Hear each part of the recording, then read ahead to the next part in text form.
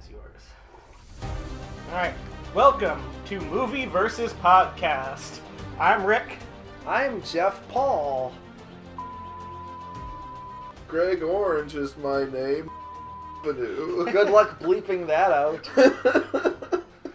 Some special listeners out there might have heard the uncensored version where I actually left one or two slip last time. Yep. Is it still up?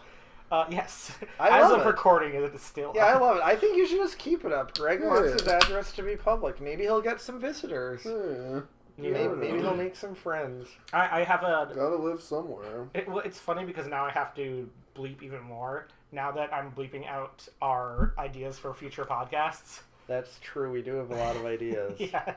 And, We are so watching nice. Sleepless in Seattle on mute. And why are we watching Sleepless in Seattle?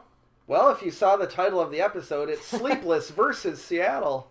And why are we doing that? Because Jeff? Valentine's Day is coming up. We are filming this on a Tuesday. We normally film on Mondays, but we're filming on Tuesday, and Valentine's Day is on Saturday. And Yes, Phil. what happened on Sunday which made me too hungover to record on Monday? The Seahawks won the Super Bowl. So, the reason Rick drank so much is because he was devastated that our new predictive model did not work. Oh yeah, I forgot that was what we predicted.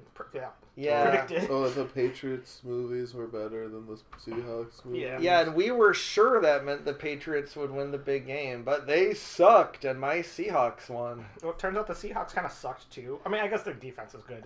The game kind of sucked. Yeah, their offense left a lot to be desired. It felt like an anticlimactic Super Bowl because both teams did not seem as exciting as you would want. I Yeah. mean, sports is usually boring. Well, on that note, actually, Not yeah, blood let's not sports. chit chat about sports. It's not, not But boring. anyway, shout out to all the Seahawks fans, to all my 12s. I see you, and I love you, and let's run it back in 2027. Do we need to explain how the game works again? Or this game? Yeah, so we're doing something called a double reverse draft. Greg, do you want to explain what that means?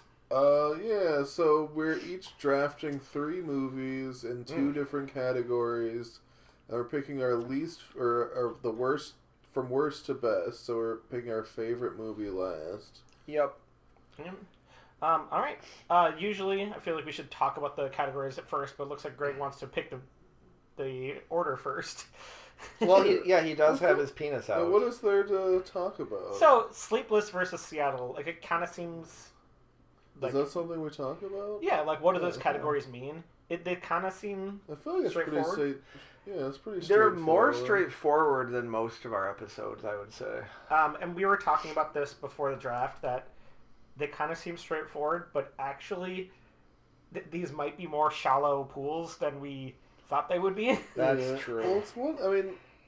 According to Google, this doesn't seem like there's a ton of Seattle movies, and then for Sleepless, it's kind of hard to remember, like, if the person was, because for Sleepless, we're basically just saying if the person had to stay up all night for whatever reason or something. I feel like just Pretty much. whatever it's Yeah. Sleepless, yeah. Yeah, but that's kind of. I mean, there's probably other, but it's sort of, that's sort of. I'm gonna have other interpretations. Yeah, I we don't know. might we might argue for some strange things. So it might not be as straightforward. It might be more gay forward. Hey, but- on that note, alright, so I Let's guess touch Greg's penis.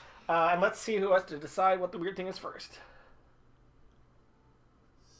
Ooh, Jeff Paul goes first. Jeff Hall goes first. All right. All right. Do you have anything else to say overall about this, Now or time to take 10 minutes to think of the first pick of the draft. Well, yeah. Well, at before least. you do that, At least. all right. To kick off this draft, Sleepless in Seattle. Oh yeah. Cheers. What are we drinking? We are drinking mint Dr. McGillicuddy's. Nice. Nice. To Cheers. Valentine.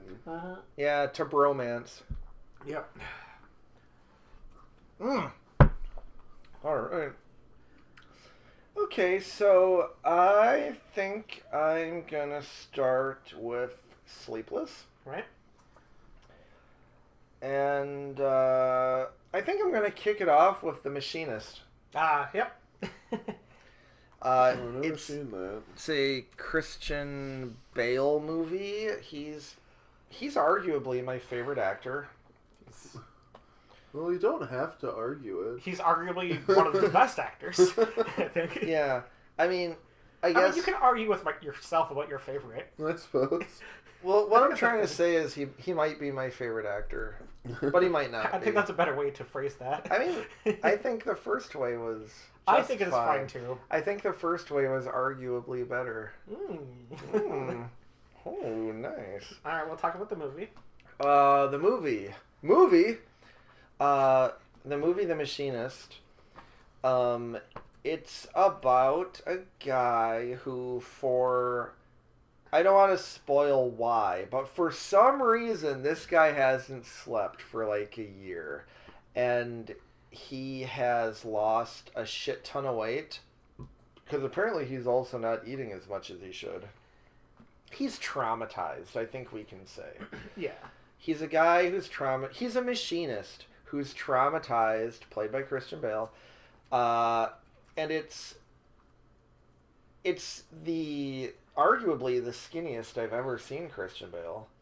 He is skin and bones. It's disgusting. He went from this. Wasn't this between Batmans? Well, this was between American Psycho and Batman Begins. It was okay. It was So that one. he was in great shape for American Psycho, and then he got down to like 100 pounds or something, skin and bones, and then he beefed up to like even beefier than American Psycho.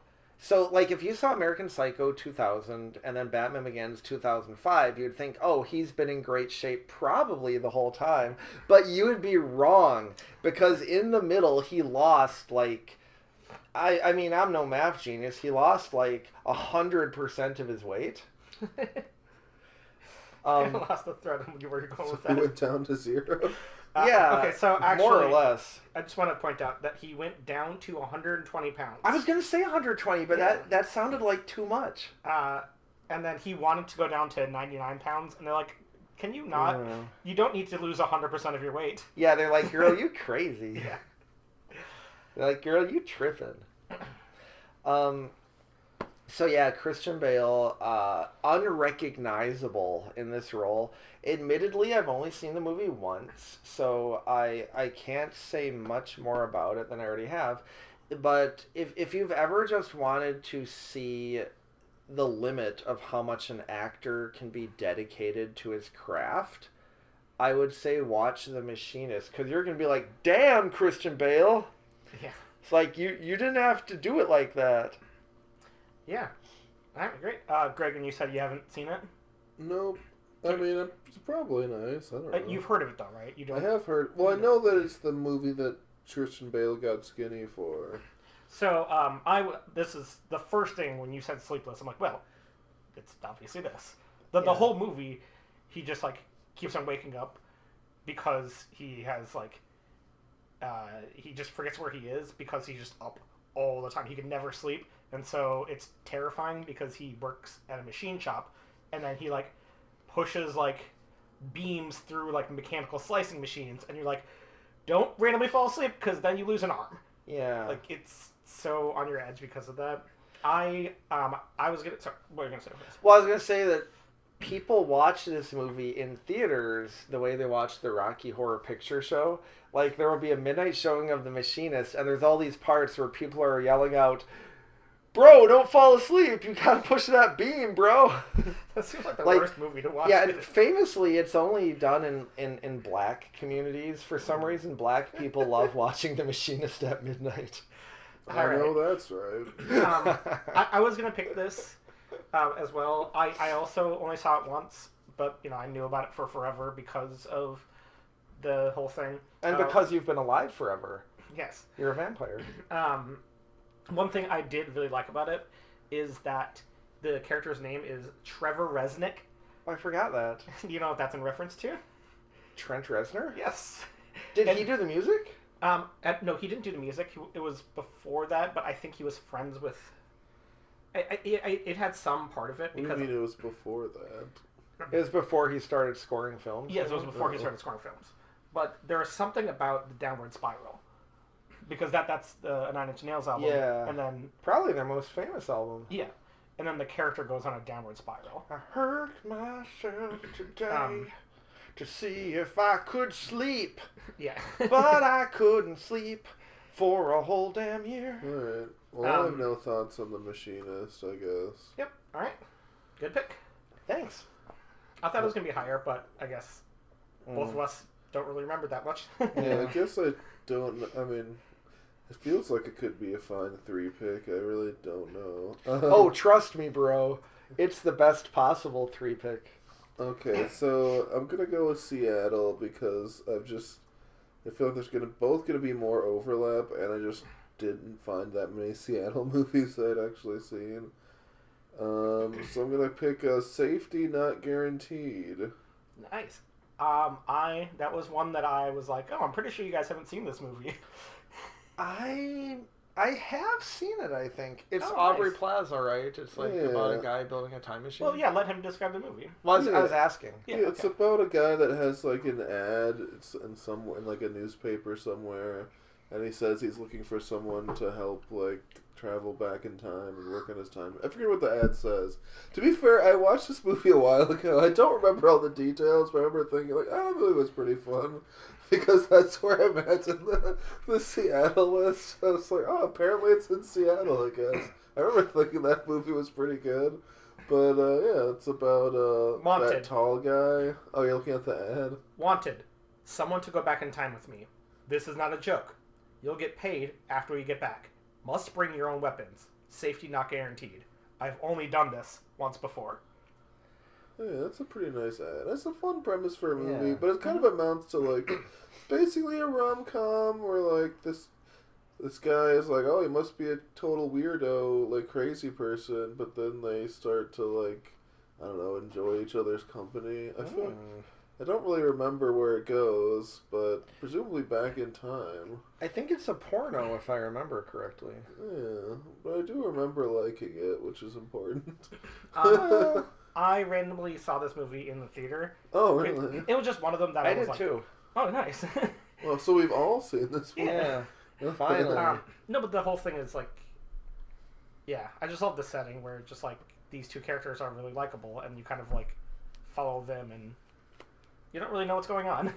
You don't really know what's real. But you did know that that's a real thing, right? Well, it's based on a real ad of some Yeah, kind. it was based on a real ad. That was Oh, the yeah. gist of it was what I read. Oh, because wasn't it based on a magazine article? It was a magazine's classified section. There we go. Now, it was a joke classified, I guess, but it was still based There on we go. a thing that had existed before the movie. Sure. And I that's love all a I nice knew about it. movie based on a joke in a magazine. Yeah, I mean, I think that's most movies. Yeah. So we forgot to mention, we came up with the categories maybe like half an hour ago. So we had very little time to do prep work. So we did less prep than we normally did. Greg, you maybe did more prep than you normally did because it was like a whole half hour. Yeah, I mean, usually I wait till I get here to start thinking about the movies that I might pick. And Rick and I like to think about it for several hours. Yes. All right. I'm also gonna do Seattle because of that same thing. I'm going to pick. Come back to me. No. Okay. I'm gonna pick 10 Things I Hate About You. It's a good pick. It's a movie that I like rom-coms and like coming of age stuff, and I didn't know this one was Seattle, but I feel like it's like one that people like know. But young Heath Ledger, Julia Stiles, that I don't know. It's just a high school rom-com. Is it based on? It's based on like a Just Allen or Shakespeare. Oh, it's Taming of the Shrew. Yeah. That sounds right. It's based on the Taming of the Shrew. You haven't seen any of these movies, except for the one I picked, of course. Yeah. And turns out plots that are based on Shakespeare are nicely laid out plots. Yeah, they're and good generally actors. pretty solid. If you say so. I literally watched this because I have seen Not Another Teen Movie so many times, and I love that movie. I've never seen that. It was like a scary movie before a scary movie. It was like a spoof movie that it had the plot of not of 10 Things I Hate About You, but She's All That. Oh wait, maybe I have seen that. Like the overarching story structure is She's All That. Okay. But then it has a couple elements of that. But there are just so many that are tied to this, like the part where they're on the football field and he like takes over the PA and like sings to her. I can't even remember. Oh, I can't take my eyes off of you, which is in that. I love you, baby. Yeah. Is that a song that he's singing like on the footballs, like in the bleachers? Yeah, and I just remember that Chris Evans, who was in Not Another Teen Movie, they're like, how do you get her? Like, oh, pick a movie with a song with her name in the title, and her name is Jamie, and so he sings, Jamie's got a gun, and then so security tries to tackle her. That's perfect. That's pretty funny. Yeah, and I just watched it because, like, you know it's based on this movie. I'm like, oh, maybe I should see the original movie. Yeah, I saw the original a bunch of times because I'm super old, so I was actually in high school when that came out. Oh, it did come out in 1934. Yeah. Yeah. Yep, it's in black and white. Heath Ledger was surprisingly old. He was born in 1912. It's just a nice cover. It's too bad that Heath Ledger died, because, I mean, normally I'm all for it, you know, when people die young, but Heath Ledger, I don't know, he was handsome. That is the most important thing about him. Yeah, that's the most important thing in life. It doesn't matter what kind of person you are, like, character-wise. Nobody cares, not even God. Yeah. It's just how handsome are you? And that determines... That's what the Bible says. You are the Christian here, so... Yeah, I'm the resident Christian, and the Bible says you... Actually, no, you're not supposed to falsely teach, like... So I want to distance myself from everything I just said. The content of your character does matter, and it does not matter what you look like. Jesus Christ is the way, the truth, and the life. Is that the thing? I have no idea. I don't know. I'm drunk. I don't know. Go on to your next pick already. Are you done with 10 Things I Hate About You? Yeah, I mean, we're kind of just going through, like, I kind of remember that movie. I kind of like it. Yeah, it was probably good enough for number 3 anyway. Yeah. Next. Yeah, there's going to be an animated remake starring animals called 10 Things I Hate About Pooh. Actually, I would watch that movie. An animated movie? I thought you were going to say 10 Things I Hate About Shrew. Because it's the Taming of the Shrew. Wait a second. Maybe that's why they did it. That probably is why. It's all coming together. Well, and you know who runs the world? Girls? And they're going to make a movie called 10 Things I Hate About Jew. Oh. Which is a wonderful joke that all of my Jewish friends will get behind. Assuming they listen to the pod. Well, apparently you don't listen to Beyonce. Who run the world? Girls. Oh, you're right. It's girls. 10 Things I Hate About Girls. we keep circling around doing a gay guys pod, and so... Yeah. Alright, on to your next pick. Alright, I'm going to stick with Sleepless. For my number 2 pick, I'm picking Insomnia. That seems pretty sleepless. Seems like a sleepless movie. Oh, good. I'm happy to hear you say it. And I'm choosing the Christopher Nolan version because I believe it's a remake. Right. Yeah, I always forget it's a remake.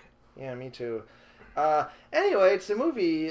Correct me if I'm wrong. It's about a detective played by Al Pacino who's doing some detective shit up in Alaska, and he can't fucking sleep. I'm so sleepy. Ooh. Yeah. Hoo-ah! I can't sleep. Yeah, and it's that time of the year where it's always daytime. Yeah. It was originally going to be called It's Always Sunny in Alaska, but then they realized that would later be too similar to a sitcom's name. Yeah, exactly. So they preemptively struck that title and called it Insomnia, which is arguably a better title. So a movie all three of us have seen again? I've definitely seen it. Yeah, you saw it, right? Oh yeah, I have seen it. Yes. Okay. Yeah, it's Al Pacino and Robin Williams and Hilary Swank, also known as the Big Three. Robin Williams. Oof. Yeah, Robin Williams, he's another one where I wish he hadn't died so soon. But him especially in that movie was just like, okay. I didn't know you could do that. Sorry. Yeah, Okay. Well, that was Okay. that was during his dark period. Yeah. He did Insomnia, Death to Smoochie, and One Hour 1 Hour Photo. Yeah. I saw 1 Hour Photo in the theater too, and I was Yeah, like, I don't I like did this version. I saw it too. I love that version of Robin Williams. I wish he would always be a creeper. But so talk more about the movie, then we can say. The movie, yeah, the detective can't sleep because it's light out like 24 hours a day. And also, I believe, contributing to his lack of sleep, to his sleeplessness, if you will, is that he's morally compromised.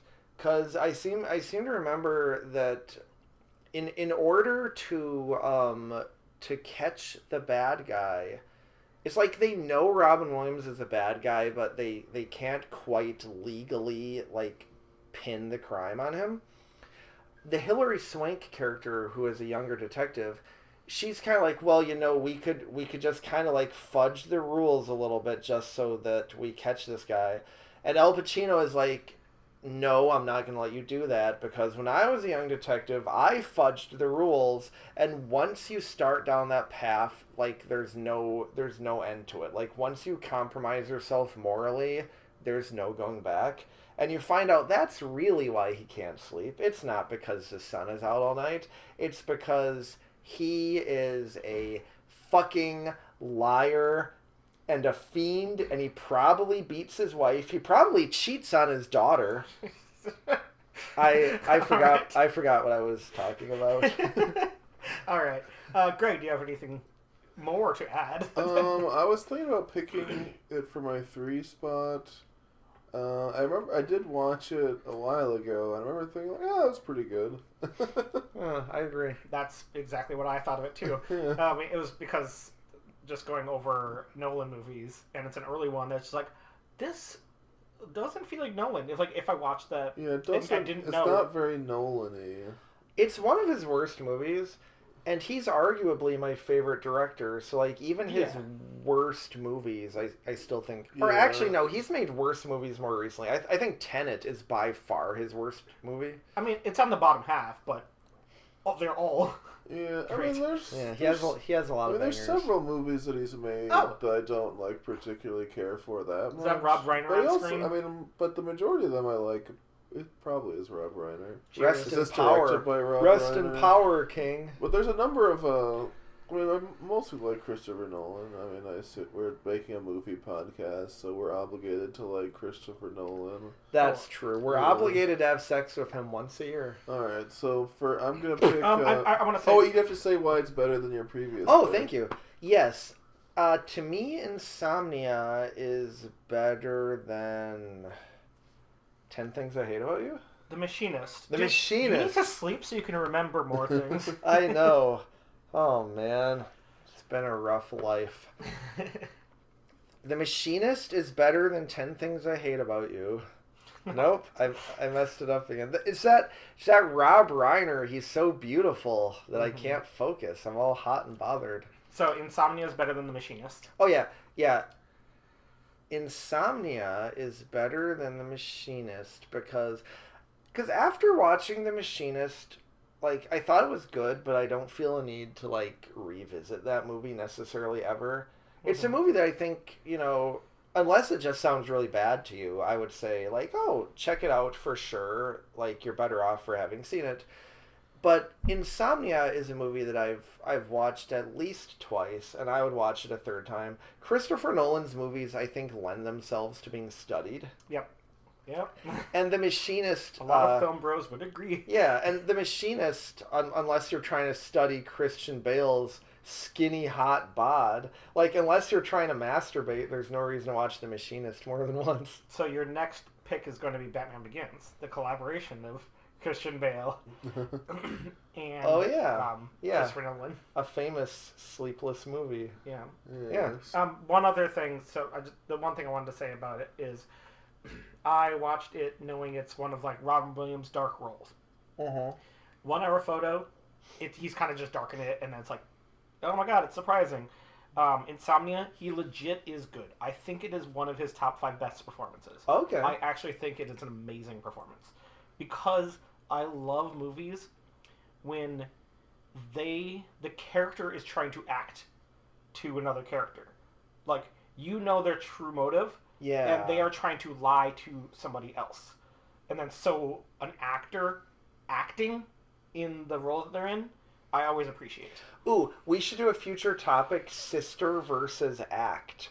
And act will be where the characters have to act, and then sister would just be literally like movies about sisters. That could be fun. That's actually really good. Okay.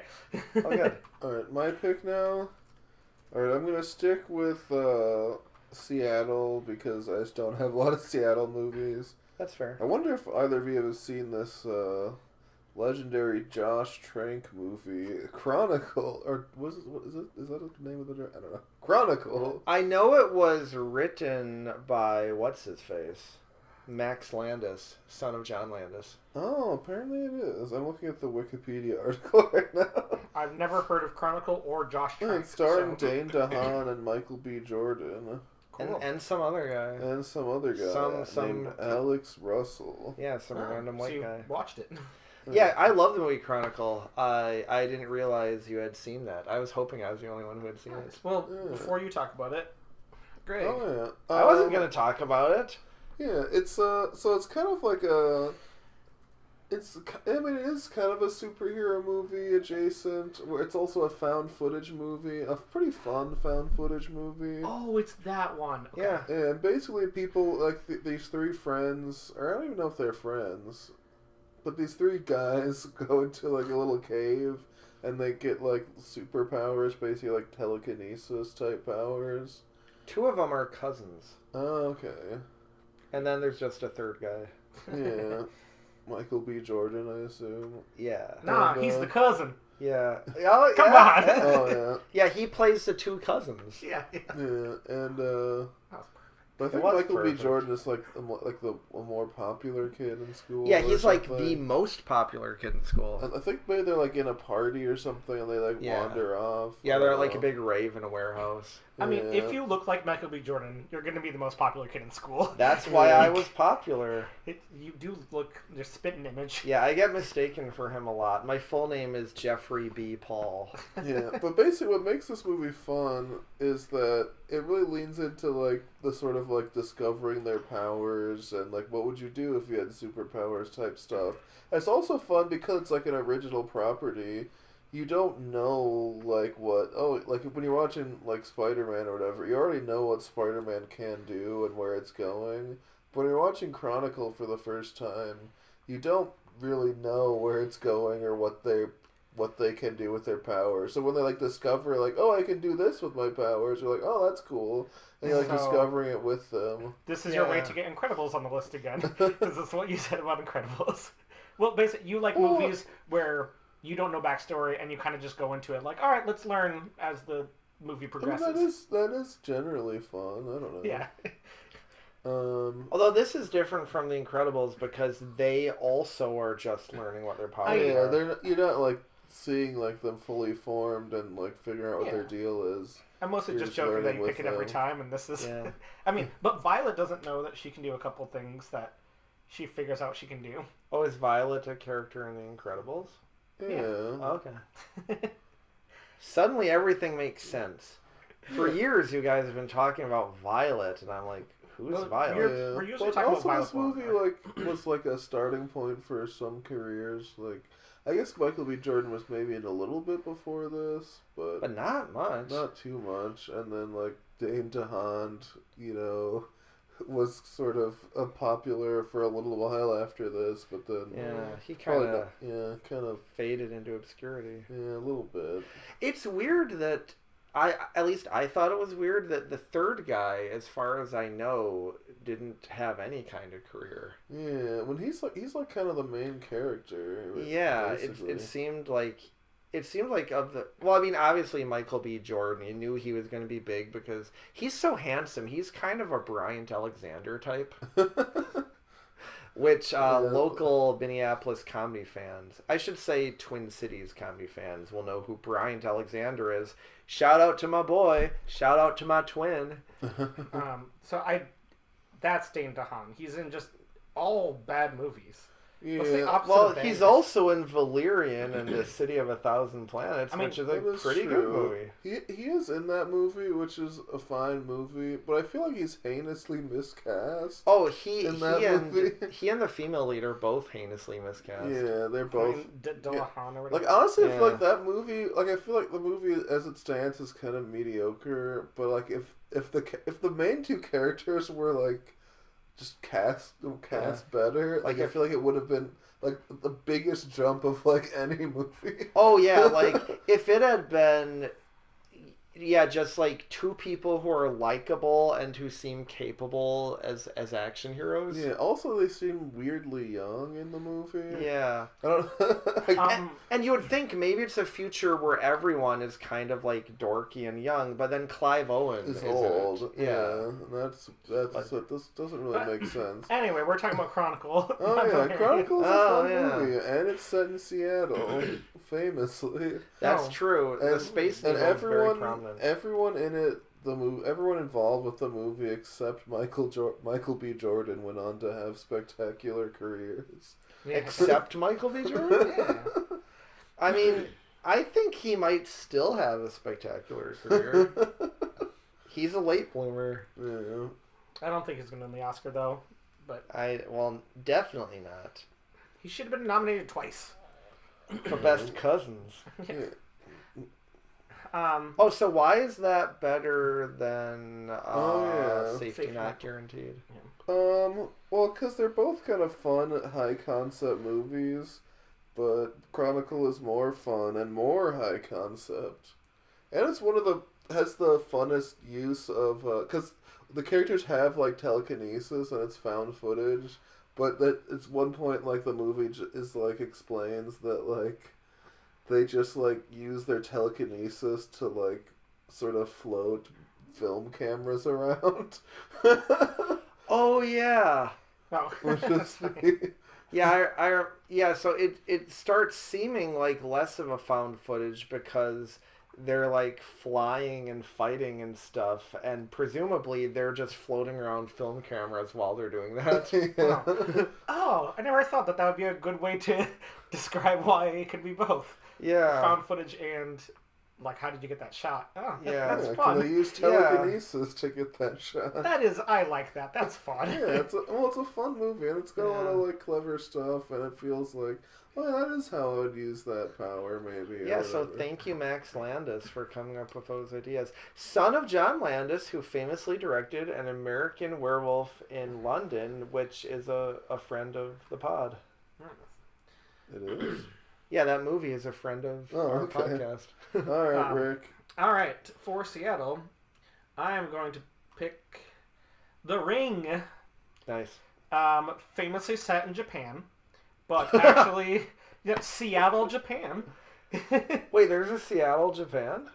No, it's just the original is in Japan. Oh. Ringo. Don't do that. Well, I think our Japanese viewers will appreciate that because it's the purest form of flattery. This is a movie that, well, first off, I was like, it was on my mental list of like, oh, it makes sense that it's in Seattle because it's like dreary and rainy. But I had to look up like, oh, those other dreary, rainy movies are not in this. But The Ring, it does take place in Seattle? Yes. Oh, I remember that now that you mention it. And so the movie is a horror movie from 2001, 2002, directed by Gore Verbinski. And as I said, it's a remake of a Japanese movie. And it's about, if you watch this videotape, then you'll get a phone call and it says 7 days, and then you die in 7 days in a mysterious way. And then Naomi Watts has to figure out why this is happening and tries to get to the root of the issue in this horror movie. It's kind of like a horror mystery type. Yeah, horror mystery type. I saw this movie when I was, I don't know, in high school at some point. And I remember getting this movie and what was the other one I just watched right before? It. So one night when I was home alone, I turned on It at like 10 p.m. And then like the original It was because of a two-parter. I think it was like 2.5 hours long. So it was a long-ass movie. And then after watching that, I turned on The Ring. And so I watched it like starting at like 1:30, like 2 a.m. And I was on my own. There was no other person in my house. That's and fun. It just terrified me so much. I don't think I've ever been as scared as the last little stinger at the end of this movie. So would you say that it made you sleepless? It very much made me sleepless. Tie-in. Oh, that's also why I stayed up, because I had burned my hand that night. Oh no. And so I couldn't sleep. I was like, well, it hurts, and also I'm animated from this, and so I'll just watch this movie. And just the way it's structured, like when you look back on it, it's like, it's good. It's not like the best horror movie, but it really pulls you along to really feel basically the last little bit of the movie. So yeah, it's fun. And so it's better than 10 Things I Hate About You, because 10 Things I don't really remember that well. It was fun. It was fine. It didn't really have like I feel like if I remember exactly where I was when I saw a movie, then that's a pretty good sign for the movie. Yeah, more of an emotional connection. Yep. Do you guys have anything to say about The Ring? Just that I found it legitimately scary. Yeah. Yeah. I feel like for me it's not that scary, but it is just fun, and it's like has a lot of good ambience. I feel like Gore Verbinski directed it well, and is probably like, I don't know. I think it's fun. When I watched it for the first time, like maybe not too long after it came out, I remember thinking, well, I'm not that scared right now, but I bet in 7 days I'll be really scared. And then like a couple weeks later, I was like, oh yeah, I forgot about that. I forgot to be scared. Yeah, I forgot to be scared. Oh well. Next time. That is what you're supposed to feel, yeah. Yeah. But, yeah, it's a very good movie. Yeah. Yeah, it's good, and she has kind of a creepy kid in it too. Oh, yeah. That kid is prime creepy. It is funny that the kid is like very creepy just for like basically no reason. He just has a creepy face. And there's no, well, no, I mean he is a creepy kid, but like to be told as a kid, we cast you because your face terrifies people. Well, I just mean, I wonder what he looks like now. I just mean plot wise, like there's no like reason for him to be super creepy other than like, right. Well, it's a horror movie. Right, exactly. Creepy vibes. Yeah. Yeah, it's funny to have such a creepy kid where he's not the reason it's a horror movie. He looks like a normal dude. I don't know. Holy shit, he does look pretty normal. That's almost disappointing. I was hoping that he would be like pale and just like staring blankly. Yeah. Yeah, he was so creepy in that movie. Alright, Jeff. So yeah, that's a good pick. Alright, I'm going to finish out Sleepless. Right. My number one movie is Fight Club. I didn't have that. Yeah, the Edward Norton character famously he's suffering from insomnia in the movie. Yes, he is. And that's like the whole first act of the movie. The whole kind of like impetus for the story is that you've got this corporate office drone who cannot sleep. And then that leads to him maybe imagining a whole alter ego. What? Maybe. What? Yeah, you'll have to see the movie. And it's doubly a sleepless movie because later on, the female lead, played by Helena Bonham Carter, she takes a bunch of pills and she says that like the only way to keep her from dying is to keep her awake. So she says to him, like, you're going to have to keep me awake all night long. Yeah. Like, implying that they gonna be fucking. It's crazy because they didn't even touch each other up until that moment. It's not like they were fucking the whole movie up until that point. No, not at all. As far as I know, they were virgins until that point. Yeah. Oops, sorry. I forgot to put my phone on silent. That's what it sounds like when someone texts me. Sounds no, like that was just the kids in the party room. They liked your choice. Yeah, we have a lot of kids in the room. And yeah, every now and then they get excited. All right, Greg, do you have anything to say? Unless you had. No, just I assume. Oh, how is it better? Yeah. Yeah, I assume everyone has heard of Fight Club, so I don't need to talk too much about the story. If you haven't seen Fight Club, it is literally one of, like, if we were to list 100 movies that every single person should see, I think Fight Club might be one of them. Just because you're gonna have an opinion about it one way or another. I don't think there's a single person in the world who is gonna say, "Oh, I saw Fight Club, but I don't remember it. I didn't really care." You're gonna That's care. A good way of putting it. You're probably gonna love it or hate it. And yeah, that's about it. It's a David Fincher movie. At some point, we should release our David Fincher episode. I don't know what you're talking about. We made a David Fincher episode, and It did not necessarily go well. I think we should release it anyway. Rick doesn't want to. Yeah, I feel like that episode was nice. Yeah. Maybe the best we've done. Yeah, it might have been. It might have been our best episode ever. So there's no way to know. If you're listening to this, yeah, leave a comment and tell Rick to release the Fincher episode. I will not unless I get a government subpoena. If you work for the government, send a subpoena to Rick Lamb at... Is it at 2218 Nicollet Avenue? 35 Bryant. Yeah, 3535 Bryant Avenue South. It's funny if we just said his... Whatever, doesn't matter. All right, Greg, what do you have to say about... It's funnier if we say Rick's address. I disagree with that. Because, yeah, they don't want to send it to Greg. Because Greg's not going to go to the trouble of bringing it to you. Yeah, 3535 Bryant Avenue South. Minneapolis, Minnesota. Are you 55408? Oh, no, 55357. Okay. That's no. That doesn't sound that's a dirty lie. You don't need a zip code. If you put everything else, they'll find them. It's RIKLAMM. Dang it, see, now they can spell my name too. Well, yeah, that's the idea. Is if you work for the government, send Rick a... Wait, why are they sending you a subpoena? Oh, to release the Fincher episode. I thought you were going to call it the Fincher Files. Oh, yeah, release the Fincher files. I like that. Yeah. I almost accidentally said release the Fincher cut. But there's plenty of Fincher cuts out there. Oh, yeah, there are. All right. Greg, do you have anything to say about Fight Club besides my address? Well, Fight Club is pretty nice, you know? I feel like we talked about it in the other episode. I mean, we the talk Fincher about... episode. Even if we hypothetically talked about it, like, off camera, off mic, we talk about lots of movies multiple times. So, I'll just say I agree. Like, what you said about it is a good way of putting it. It's a movie that people should see. Even if you come out of it being like... I mean, I definitely think people can be like, it's like a 3 out of 5. It's a unique movie.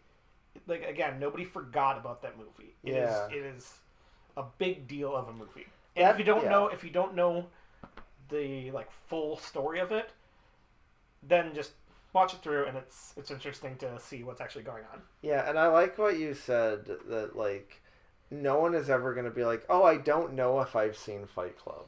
Yeah. Like, it's a movie that if you see it, you're never going to forget it. It's worthwhile. It's about soap? Yeah, it is about... That's what's on the poster. Yeah, it's about so many things, not least of all, soap. All right, Greg. All right, I'm going to finish off Seattle, I guess. I have to say why it's better than Insomnia. Oh, yeah. Sorry. I thought you did already. No. Well, he started to, and then there's a whole part that's cut, so... Yeah, Fight Club is better than Insomnia because to me, Fight Club is just like a 5-star movie. It's just like inspired Pretty much on every level. I've never read the Chuck Palahniuk book that it's based on, but I assume that was inspired because it seems like the story and the characters just seem like... it's one of those movies to books that people, including I think even Chuck himself, say like the movie's better. It sent my message better. Okay. Yeah. And I believe it because it just kind of seems like a perfect movie. It's perfect. It's a perfect accomplishment of what they set out to do, I think. Yeah. That's a good way to put it. It's like the perfect realization of a vision. Yeah. Yeah. Anyway, we really shouldn't talk about Fight Club. Those are the first two rules. Yeah, you're right. You all should have seen the look on Greg's face. He was really proud of himself. He was. He was. Like, he seemed disappointed that nobody handed him a trophy. Oh, there's still time. All right, Greg. Alright, well, I guess I'll finish off the Seattle list with War Games. You're making War Games? Yeah. War Games was pretty nice. Was pretty nice. It's in the 80s, and it's kind of like a blast to the past. It's very extremely of its time. It's kind of like a pre-internet movie where they're like, you know, but they're still like kind of using computers and kind of connecting to other things, and no one really knows what computers can do. Yeah, when you say of its time, I know you're going to keep saying this, but a lot of people say that, like, oh, it's of its time because it was a long time ago. No, it's like you couldn't make this movie outside of like a 4-year window. Yeah, maybe even less. Maybe even less. Yeah. There's probably only like a year or two where this movie even makes sense. Yeah. Have you seen War Games? I have. Okay, so another all three. Yeah, that seems true because like you have to have computers and they have to be connected to something. Yeah, but you also can't just have the internet, really. I guess you could, but like the whole point is that he's connecting to things, and people are like, "Well, how is he connecting to this?" Because there is no internet or whatever. So he's just like dialing these like numbers or whatever. Because he uses the dial tone tricks, like because at that time dial tone literally meant there's a audio tone that was sent out for you to connect to other lines, and then if you recorded the exact one, then you could play it on a speaker and it would go through bypass any system to get to where you want. And so he figured out the exact tone, the actual pitch of the sound to get through. So is that true that would work in the movie? I don't remember that. He did. That is definitely true. That that happened. Okay, well. I mean, he used it. He said that for a couple of his machines, and that was like that was one of the things in the movie that like really centered it. People did this all the time, specifically for collect calls. They're like, you pick up a payphone, you play it, and then you can call somebody. Like that's what John Connor did in Terminator 2 multiple times. Oh yeah. Anyway, weird technologies like that don't make any sense outside of that time frame. And it's also like a movie about machine learning. Yeah, actually. Which is interesting. Mm-hmm. But it's also like, who can say what the computer can and can't learn or will be capable of learning? But, I don't know. It's fun. It's a fun little mystery, and it's like fun, like, you know, he's discovering stuff and getting tracked by the government and all that. And turns out Matthew Broderick was a good actor as a teenager, as everyone learned about later on. Yeah, that is true. So I like this movie. I think I like this movie more than Greg does because I had seen this movie, and then I kept on trying to tell Greg to watch it. 'Cause I'm like, come on, it's fun. And then one night, like this was like a couple months ago even, I just put it on. I was like, Greg, just shut up. Just watch this movie. You'll be at least entertained. Oh, you saw it that recently? Yeah, at least entertained is a good description.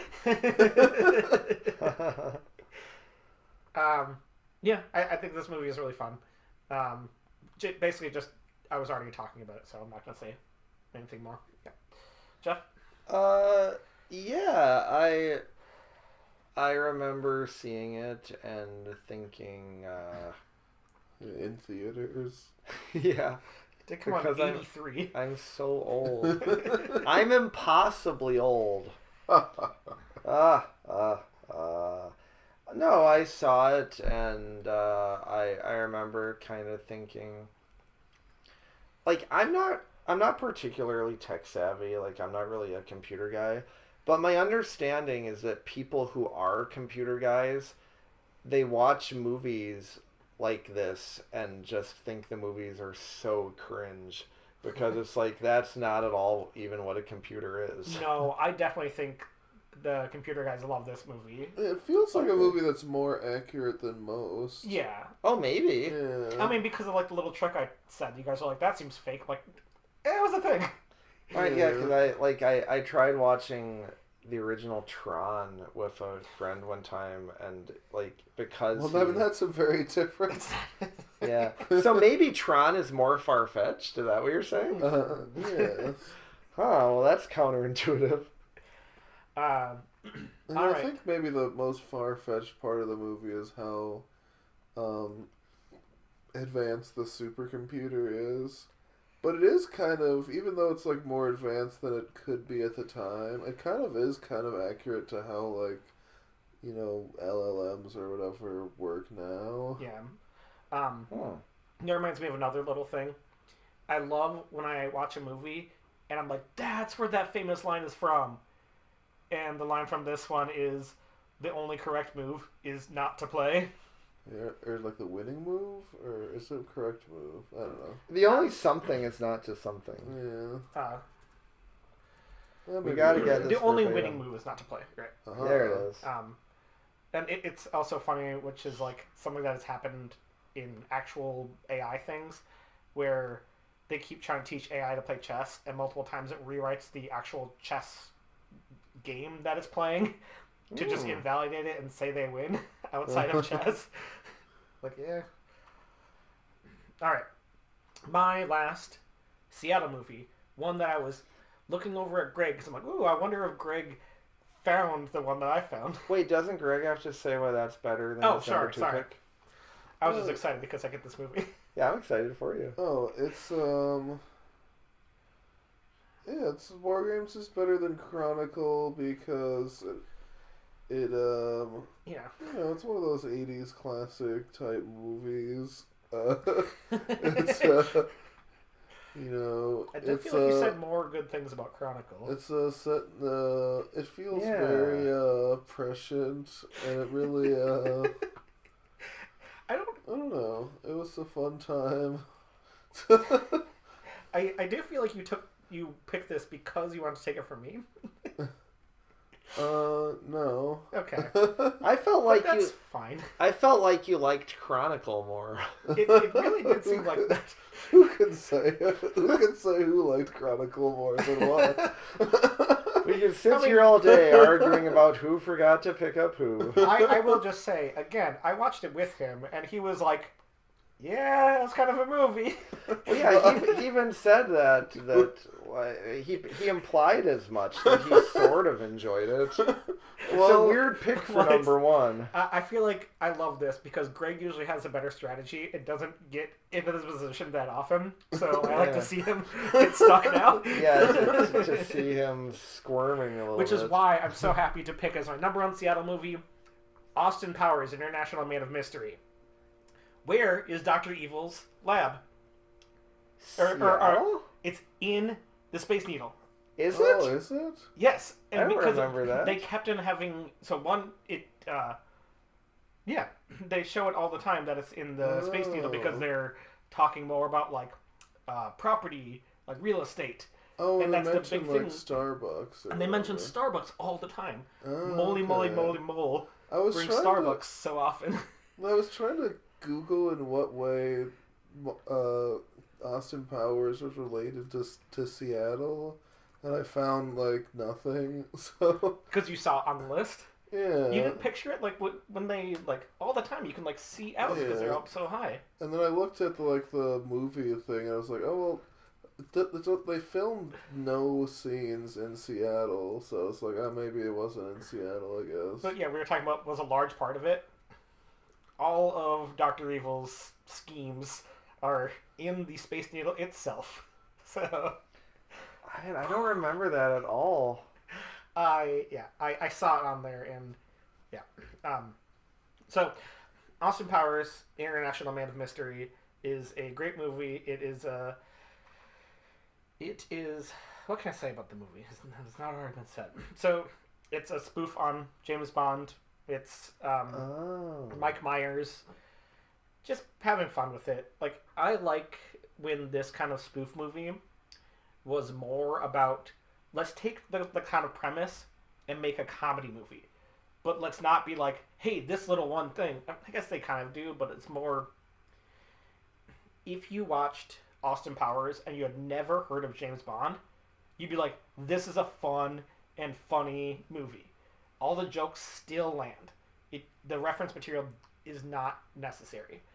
But then spoof movies after a while became like, hey, isn't it funny that this other movie did this thing? And I'm like, I haven't seen that movie. I don't know what you're talking about. And this is like one of the best movies. Like, I watched it as a kid. Wait, don't you mean The Spy Who Shagged Me?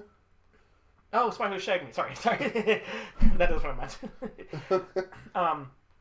So... Yeah, an International Man of Mystery. It's like a mountain. It's a mountain. It's in like a volcano. I was conflating that with the volcano. Oh, did you movie. say the first one? I did say the first one. one. Oh, I didn't catch that. Yeah, I forgot that when they moved to that. So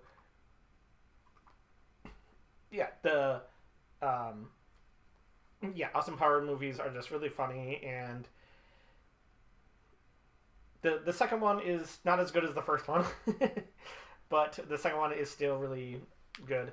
I remember really liking it as a kid, especially because why can't I think of her name? Heather Graham? Heather Graham is beautiful. And when I watched it as like a teenager, I was like, well, yep, I like what's going on with her. And the movies are just fun. They're romps. And so it's better than The Ring because Austin Powers movies are just some of the best movies. Not some of the best movies ever, but they're just some of the most enjoyable movies ever. And I go back to rewatch them all the time. The Ring was like a big deal at the time, and I was really scared. I don't think I've seen it. No, I think I've seen it twice, maybe. But good comedies are fantastic, and we need more of them now. Yeah, good comedies are hard to come by. Yeah.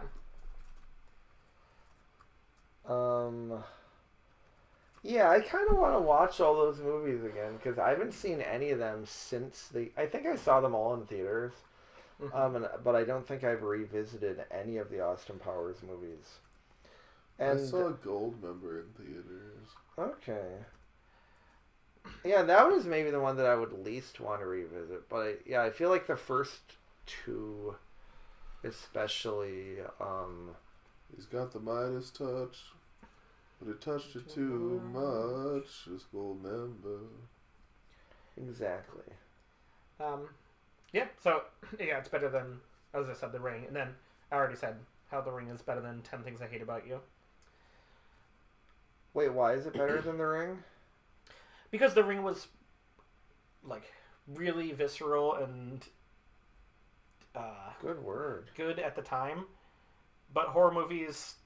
But I guess I'll just say this other side of it. The horror movies tend to have, like, a steep drop-off in watchability. And The Ring was... I feel like horror movies tend to be better... Well, maybe not tend to be. If they're, like, a monster movie or something, they tend to be better than... than non-monster movies. But basically, I really liked The Ring at the time. I've seen it maybe once again, but Austin Powers is very rewatchable. I think I already just said that, but Yeah, that's extremely fair.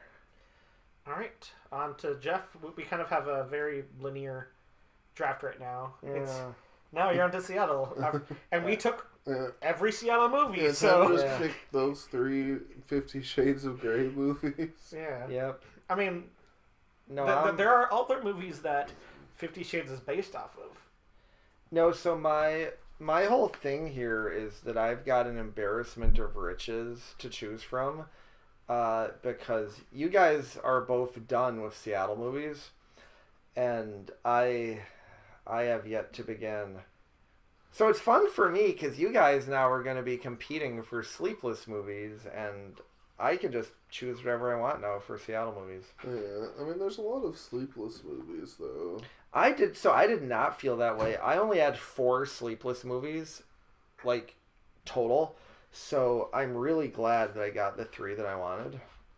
Oh, okay. Because I would have been fucked if I didn't get my Sleepless movies. I'm amazed. Maybe it's because you guys have seen like horror franchises, maybe that I haven't seen too much. That's what I'm guessing. Anyway, I'm trying to choose. So I was surprised. All of us, because we only had half an hour to prepare, we all looked at the Wikipedia page, I assume, for movies that take place in Seattle. And I was surprised to see This Is Spinal Tap, because I don't specifically remember that taking place in Seattle. Is this your pick? Well, I guess. Well, I don't know. I was just wondering, first of all, have you guys seen This Is Spinal Tap? I think that movie is fantastic. I do too. I didn't want it on my list because I'm like, there's no tie in my mind to Seattle for that. Same. So I guess I won't pick it because I don't even know what the connection is. Like, presumably part of it must just take place in Seattle. But they're like a rock band who go all over the world. Yeah, so they probably have a show in Seattle at some point or something. That would be my guess. And I'm just going to say right now, I'm not going to choose 50 Shades of Grey because I picked it in the previous episode and I don't want to do repeats. So 50 Shades. 50 Shades of Grey is... I'm just not going to do any of those movies. And I'm not going to do This Is Spinal Tap because I don't remember it, like, being in Seattle. So... I like how we were like, you have nothing left, and he's like, well, let me start illuminating ones. Well, I told you I've got an embarrassment of riches. Apparently you do. So really I've got 5 movies here to choose from for my 3. And one of those is Mission Impossible Ghost Protocol, but it hardly takes place at all in Seattle. They have, in my mind, they have like a couple of scenes in Seattle. Maybe only one scene in Seattle. It's not a Seattle movie to me, so I'm not going to choose Ghost Protocol. Yeah, I mean, I agree with that, just because the same thing. Like, the final scene of the movie takes place in Seattle, and it's a very memorable scene, but it's not a Seattle movie. So now I'm down to 4 movies. Yeah. And you know what? I don't think I want to choose a documentary. One of my movies is a documentary that I used to own on VHS about the Seattle grunge scene. I think I'll save that for an honorable mention. Okay. So you're down to 3 movies. Now I'm down to 3 movies. Wonderful. So for number 3, I'm gonna choose the movie Fear. Fear. Oh, is that based on the game? Probably not. It's based on the game Monopoly. Oh, nice. Yeah. The McDonald's version. Oh, nice. No, the movie Fear, I believe it's from, I want to say the late 90s, maybe. Okay, it's above 50% Rotten Tomatoes. All right. Oh, nice. It's a movie about, I think, a high school student. I've only seen it once. I feel like I should remember who plays the high school girl, but I can't remember. Reese Witherspoon. Reese Witherspoon. Yeah, it's a young Reese Witherspoon. She ends up going to like a dance club or something in Seattle. She lives in a house that's like right on the water. It's like the most Seattle house ever. It does say the suburbs of Seattle. But they go right into the city though. She's she's like at a dance club or something, and she meets a young Mark Wahlberg and ends up like dating him and everything. Yeah. So it seems like it seems like it'd be like a teen romance movie, but he turns out to be a real fucking psycho creep. So I wonder how Marky Mark pulled off that. I know it's almost like it's almost like he was like basing it on his real life experiences of being a real fucking psycho creep. Yep. Because like some dude lost audience. Look up all the shit that Marky Mark has actually done. Oh yeah, some guy lost an eye because Mark Wahlberg assaulted him on the street, like to such an extent. Mark Wahlberg, I mean, that's one of the many things. But yeah, I probably don't even know. I assume he's a serial rapist. I mean, you just look at the guy. He does have that vibe. He definitely does. But I mean, I believe in second chances. I believe that people can, do really bad things and, still turn their lives around. Because I'm a Christian. It's not all about how handsome you are, as we established earlier. Ooh. It's okay. Just keep going Ooh, on. I have looking at porn? Yes. I have a couple little bits to say once you're done. About Mark Wahlberg? Just about the movie Fear. Okay. Oh, okay. Oh, you've seen it? No, I'm looking at the Wikipedia. Oh, okay. Yeah, I saw it. I saw it heard of maybe like a year ago or something. It was on Netflix maybe, or it was on some streaming site. And yeah, I enjoyed it. It's kind of a vibe. It's fun. I feel like Mark Wahlberg is even like, he's like part of a gang or something who maybe not like an actual gang, like more of, I feel like he's, like gang? Yeah, like the way that the Grammy-nominated girl group Cat's Eye uses it. Yeah. Gang. Yeah, okay. Yeah, so we were approaching that from two different ways, but yes. Oh, really? I mean, okay. Yeah. I assumed you were also making a Cat's Eye reference. Like more like a trap music reference. Oh, yeah, okay. Yeah. Perfect. But more of like, I feel like Mark Wahlberg, he's like part of a group of guys who like systematically terrorize people. And yeah, he's just like real creepy, and I considered it worthwhile, if for no other reason, that house on the water, my gosh, it's like a character in the movie. Nice. Yeah. Alright, Greg, you haven't seen it? No. I mean, maybe it's not. I don't know. It's Maybe pretty I'll good. check it out. You might like it. That house. Right? Is insane. Isn't it great? Whoa, that's really cool. It's a giant, cool looking mansion. That one? Oh, nice. I didn't remember it being a mansion, but it's right on the water. Actually, yeah. Yeah. Yeah, that? Yeah, it's like a 2-story house right on the water, like tons of windows, glass that's so walls. Cool. Yeah. That does seem cool. I'd get murdered if I could hang out in that house. yeah, there's a lot of like attempted murder taking place in that house. It's worthwhile. So the two funny things I was going to say is that you couldn't have picked this for Sleepless because apparently it was a sleeper hit. Heyo. But the film's own producer, Brian Grazer, described it as fatal attraction for teens. Yeah. That's just real nice. Yeah, that's fair. Yeah, it's a good movie.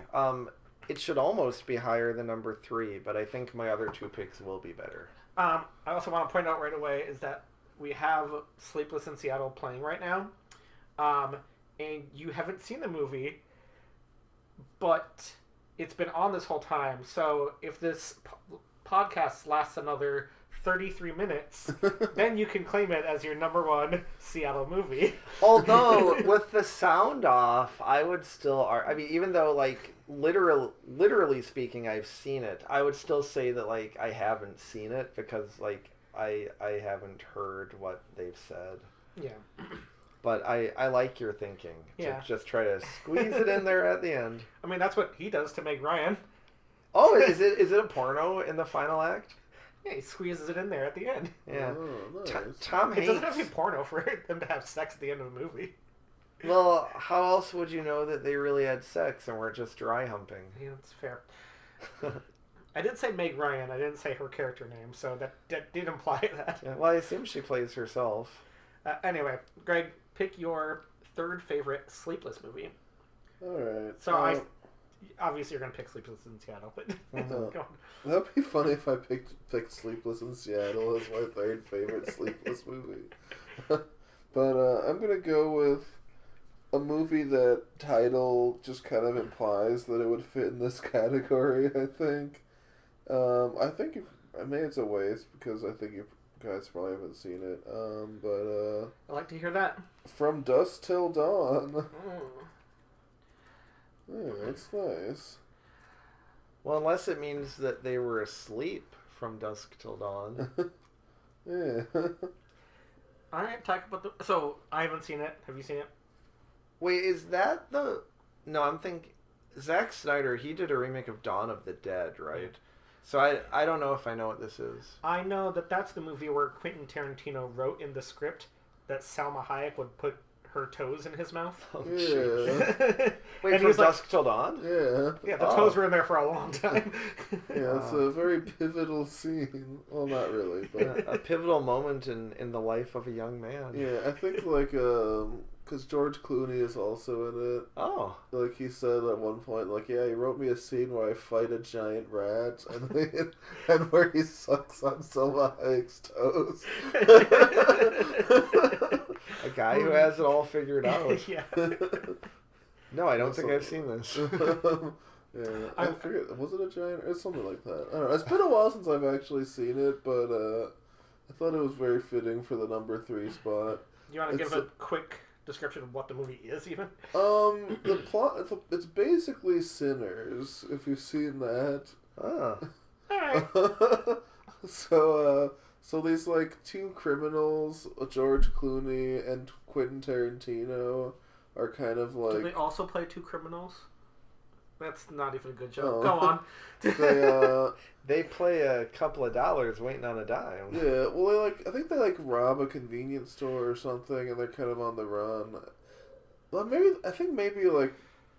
Quentin Tarantino's character just decides to rob the convenience store for no reason. I don't really remember, but there's a shootout, but the point is they are on the run, and they're going to Mexico, to escape or whatever, and I think they steal an RV, and then Harvey Keitel is a dad, and he has some kids, and maybe it's his RV or something, and they go to Mexico, and then they stop at this random bar.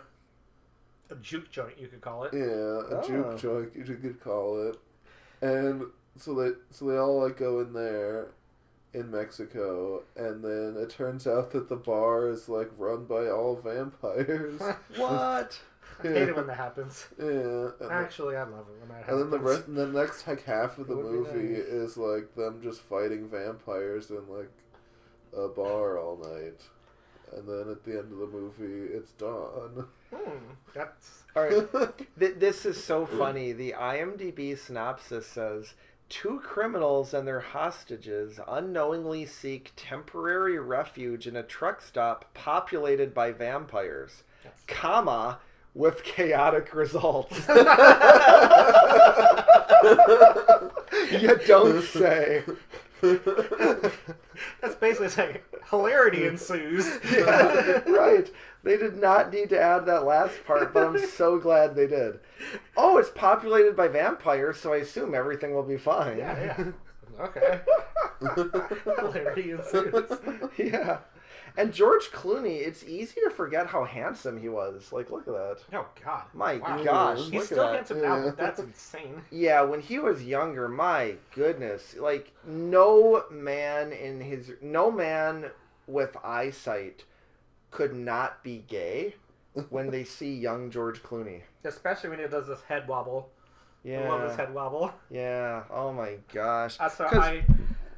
I'm the straightest guy on earth, but even I would hook up with young George Clooney. Yeah. But I should also mention this, directed by Robert Rodriguez. Yeah. And, is he the same as Rob Reiner? Similar. Okay. And, it also has some Robert Rodriguez people, as Danny Trejo is in it. Yeah. And, oh, nice.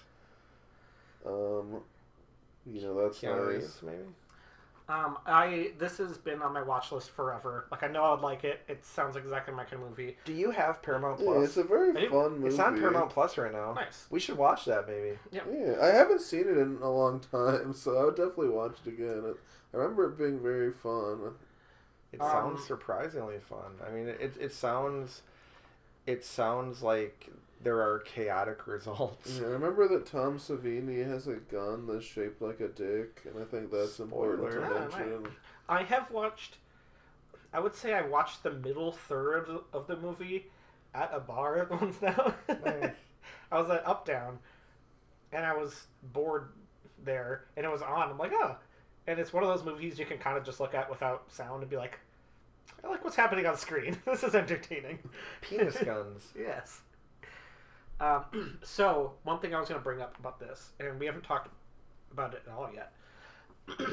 So, this one definitely fits, especially because it says From Dusk Till Dawn. Most horror movies, like so many horror movies, they have to fight all night. Yeah. So, does this include all horror movies? I say no. Like, right off the bat, I'm like, not really. But again, this is like, you kind of have to argue for each one. Like, it's not like it automatically fits, but if that's kind of the part of the point of it, then I think it could fit. Like, for this one, it's called From Dusk Till Dawn, so I think it fits. Yeah. You famously like when it's called that. Oh, I do. I do. Yeah, because, I mean, being called From Dusk Till Dawn is almost like being called Up All Night. Yeah. I will say, I'll just say it at the end. Alright, so my first Sleepless movie, I have tons of Sleepless, and they're all bangers. Nice. All pornos? Yes. So...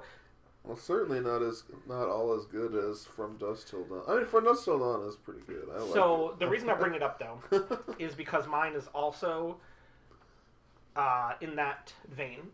And so I'm going to pick A Nightmare on Elm Street. On Elm Street. I was hoping somebody would pick that. So this one has to fit because the whole point is don't fall asleep.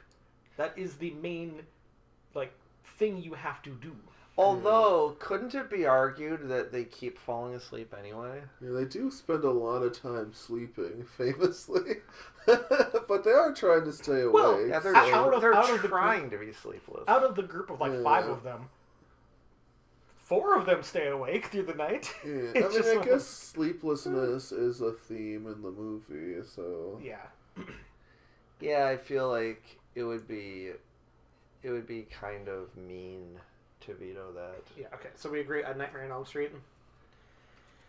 Why not? Yeah. But yeah, again, it's a theme of the movie. Yeah. Yeah, it's a movie about trying to stay awake. Yeah. Yeah. So the movie is... Even though they famously don't stay awake. Yeah, they famously fail continuously. So I don't know. Does it count? I mean, I feel like it's because they are tired a lot. I think they take some caffeine pills or something at some point. I don't remember. I don't know. If Harold and Kumar Go to White Castle didn't count as a fast movie, I don't see how this counts as a sleepless movie. All right, with that, I think I mean, Harold and Kumar would more count as a sleepless movie than a fast movie. I might agree with that. Actually, yeah. Harold and Kumar Go to White Castle would actually be a great pick for a sleep, because they're up all night and they end up having White Castle for breakfast. Yeah, that's Sleepless movie. I would count that. All right, so it's a 1984 Wes Craven movie where we're going to say that there's a bunch of these teenagers that start to see this guy, Freddy Krueger, in their dreams, and then they find out that if you die in the dream, then he kills you in real life. And then you have to stay up all night to defeat him. We kind of just already talked about the point of the movie. It's a very simple premise, done very well by, as I said, Wes Craven with... I talked about this in... I think I picked this for, my favorite slasher. We definitely talked about the horror movies. I just think it's super fun. On that, we picked... It basically ended up with our 3 favorite slashers. like Jeff said Psycho, Greg said Halloween, and I said Nightmare on Elm Street, because I just think that Freddy Krueger is one of the most fun horror movie villains of all time. Like, it sucks to be killed. Is fun. It sucks to be killed by a knife-handed slasher demon, but he insults you all the time while he's doing it, and it's just like, not very well though. he just kind of just says like, "You bitch, you're a dummy, haha," and you're like, "Oh no, I'm a phone now." Yeah, I'm a phone now, and I'm licking your ear. He just, you know what? We need to bring joy back into murdering people. Like, what's the point if there's not a spark in your heart while you do it? Amen. Yeah, murder should have more joy. Yeah. Totally. Yeah, and it's fun, and we all saw it because we watched it that night. Afterwards, we watched the whole Nightmare on Elm Street, and we both decided that we forgot that Lily James is in the movie. Yeah. Yep. Yeah, that's just Lily James. Yeah, it is wild how much that young actress resembles Lily James. The young actress who plays Freddy Krueger. Oh, Yes. yeah, Robert Englund. Yeah. Bro looks like Lily James. Yeah, who's Robert Englund of the Mangler fame. Yeah. Oh. Does the Mangler count as a Sleepless movie? I don't know. Okay. Does the Greasy Strangler count? Oh. I don't know. Well, They need to time make a will sequel. Time may tell. Time will tell. All right, Jeff, pick your next Seattle movie. Oh, my next Seattle movie, you say? Yes.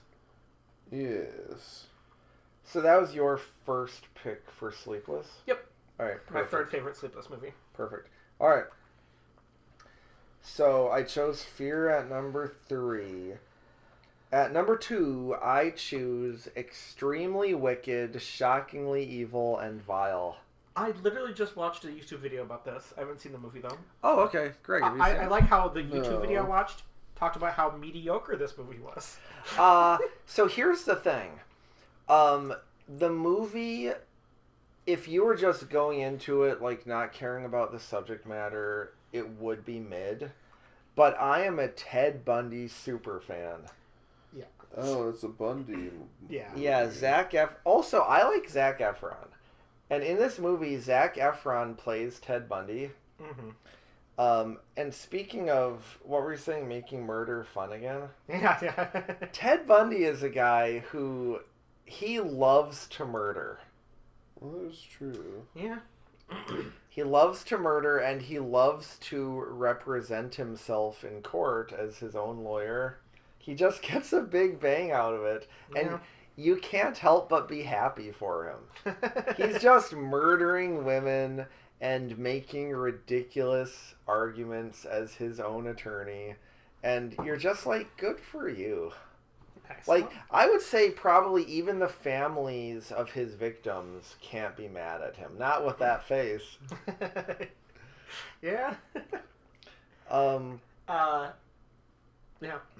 So yeah, it's Zac Efron playing world-renowned serial killer Ted Bundy. Yeah. Who, judging by all available accounts, was just a stand-up guy.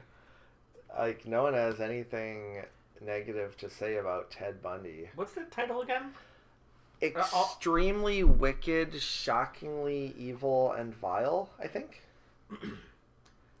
Yeah, you got it. Yay. Exactly it. Yeah, it's a bit of a cumbersome title. You were like, I don't want to pick that, but it's a long title, so I have to go Yeah. for it. Well, and it makes up for my last pick, which was only 4 letters long. I gotta make you work. I liked the 4-letter title. Yeah. I have to put in so much work per letter. Like, Yeah. so hard. It's true. For anyone who doesn't know, Rick makes all of our very, very Oh, yeah. attractive images. It was funny that Jeff's titles were all extremely short until now. Yeah. And I'm the one who picked Austin Powers, The Spy Who Shagged Me. That's true. And, Oh, and yeah. A Nightmare on Elm Street, 2 long titles. No, that's not bad. Oh yeah, The Machinist, 5 Insomnia, words. Fight Club, and Fear were all very short. Yeah. So finally I make up for it with Extremely Wicked, Shockingly Evil, and Vile. That is a good title. I wish it were longer. Yeah, it could be a bit longer. Was it like the Ted Bundy story or something? Oh yeah, it's Extremely Wicked, Shockingly Evil, and Vile, The Curse of the Black Pearl, and then there's like an M dash, the Ted Bundy story, part 1. I hate this title. It doesn't use the Well, Oxford comma. there's a comma in Oh. here. Yeah, but in the stupid spot. Oh, do you wish there were also a comma after evil? Yes. Oh, is that called an Oxford comma? Yeah. A comma that comes before and? Because in this way, it would be extremely wicked as one clause, shockingly evil and vile, a second clause. But what this is Yeah, doing... it is true. It is confusing if the third thing has an and in it, like Dumb and Dumber or something. Like I just watched blank blank and Dumb and Dumber or whatever. Yeah. Or I just watched a movie and Dumb and Dumber or what, I don't know. Yeah. Or whatever. I don't know. I think you're saying something. You get it. Yeah. I don't know. Maybe My favorite foods are pizza, maybe I'm misusing. macaroni and cheese, and crackers. Oh, there So it's you go. pizza, and you have something called macaroni and cheese and crackers, or pizza, macaroni and cheese, and then also crackers. Or pizza, Or- macaroni, cheese. and crackers. Yeah, Crackers? pizza, macaroni, and cheese and crackers. Yeah. Yeah. Yeah. None of yeah. that. Yeah. Right. So I agree. It should be called Extremely Wicked, comma, Shockingly, comma, Evil and Vile. The thing about this, it also could be used without any commas, because they're all adjectives, or no, so they all follow the adjective adverb consistency. We don't need to get into this right now. I feel like you need at least the one comma, but there should be a second comma too. Well, actually, never mind. Yeah. There should just be a comma after every word. Extremely, comma, wicked, comma, shockingly, comma, evil, comma, and comma, vile. And then maybe like... a couple colons and then... Yeah, a couple colons and then like a $sign and a pound sign and a question mark. Yeah. I mean, that would be objectively a better title. Ooh, and the I in vile should be an exclamation point. Wonderful. All right. So, Greg, you haven't seen it. No, I have not. So the thing Nor will I. the Probably. thing I watched about it, like I also I don't like watching like true crime things about like true killers and stuff. Just as it's not like it's off-putting to me. I just don't care as much as people do. But one thing I saw a YouTube video that just said like the movie was good. It could have been better if it stuck to the original script. Oh. And the original script, you didn't know he was Ted Bundy until the very end. Oh. Yeah. Well, that could be fun. They were comparing And it what to... was your name again? The name's Bundy. Ted Bundy. Yeah. That should be the name of the movie. And before that, every time he says his name and full address, it gets beeped out. All right. Yeah, so I mean that could have been interesting. Although so what, the idea would be that you don't know that you're watching a true story. You think you're just watching like fiction, but then it turns out he's Ted Bundy. I don't fully remember that part of it. It was comparing that to I mean, I don't really know much about Ted Bundy, so it would work on me. But also, like, then how would you advertise the movie, I guess? it was comparing it Yeah. to another Fincher movie that has a big twist What, at the end. Zodiac? Well, that doesn't have a Seven. big twist. The Sixth Sense? Seven was originally it had a long production thing where at some point it had a script where the ending was a lot more tame, Oh. and Brad Pitt was basically like, no, the crazy ending is what's going to make this movie. Yeah, You and it need... did. And then Spoiler they made alert. $1 Yeah. million. Yeah. Spoiler Well, alert. yeah, okay, You actual need, spoiler alert. you need Gwyneth Paltrow's head to be in the box. Yeah. You need that because she is like the one character in the movie that is like purely good and lovable. Yeah. So you, or and hear me out, it could have been a bunny in the box, and then John Doe takes it out, and then Nicolas Cage says, "Why couldn't you keep the bunny in the box?" Well, that would have also been a good ending. So what actually was the original ending is that it was one of his dog's head, because in the apartment they always show the dogs, and then in what was actually finally filmed, there's a throwaway line that they get to wherever in the middle of the desert, and then they're like, "What's supposed to be here? There's nothing around here," and I forgot who says it, but like, there's a dead dog down there. And John Doe was like, "I had nothing to do with that." Yeah, I didn't do that. Oh, yeah. And then they just move on with it. But that was like a nod to that script. Oh, that's funny. I didn't realize that until... Or I didn't realize it because I didn't know that That's script. very funny. So, anyway. one thing I'm wondering, and maybe one of our fans can let me know in the comments, I believe Kevin Spacey says, like, I had to keep her lovely head. And there's a Goldfrapp song called Lovely Head. And I assume that's a reference to Seven, but who's to say? Okay, because like that was like actually like a huge spoiler, I'm gonna put a time code in there because like I actually like that is one of the best. So yeah, I actually am gonna pick one. Yeah, so if anyone hasn't seen Seven, be sure to check it out before you watch this episode. No, I'll just put it in the Don't worry. All right, perfect. Yeah, Rick is gonna take care of it. So I don't want to get any angry letters. So, anyway, Zac Efron, I think, does a good job of playing Ted Bundy. Ted Bundy was ridiculous, because on the one hand, he was just almost unfathomably evil, but also, based on other, like, documentaries and movies I've seen about him, there was something inherently comical about him, like his kind of... sociopathical urges to just like do weird things that are not socially acceptable. Like in one movie, a different movie that I saw about Ted Bundy, he's like driving past a hotel. You see his car drive past, and then you see it back up. He gets out of the car. He takes like this potted tree by the entrance, and he just like sticks it in his back seat and then drives off. He steals their tree for no reason. I thought you were gonna say he goes in and gets free hotel breakfast, because I would do that. Yeah, that's psychopathic behavior. That's one step beyond sociopath. Yeah, do you know you can just do that? But that's too shockingly evil, even for him. I've worked in 2 hotels. Yes, I know. Greg, I know you. Why doesn't everyone just do that all the time? I know you've talked about this. Have you ever actually done that? The problem is that you have to actually get up in the morning to do that. To drive to a hotel. I don't think he's ever eaten breakfast at a restaurant.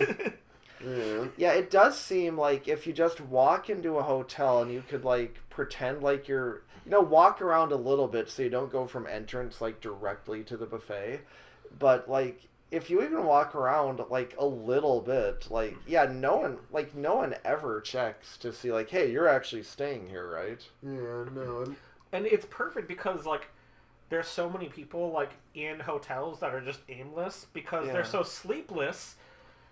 Because they're in a hotel, and that's why I show up in the morning. So on that note, Greg, what is your next Sleepless pick? Oh, but I have to say why it's better.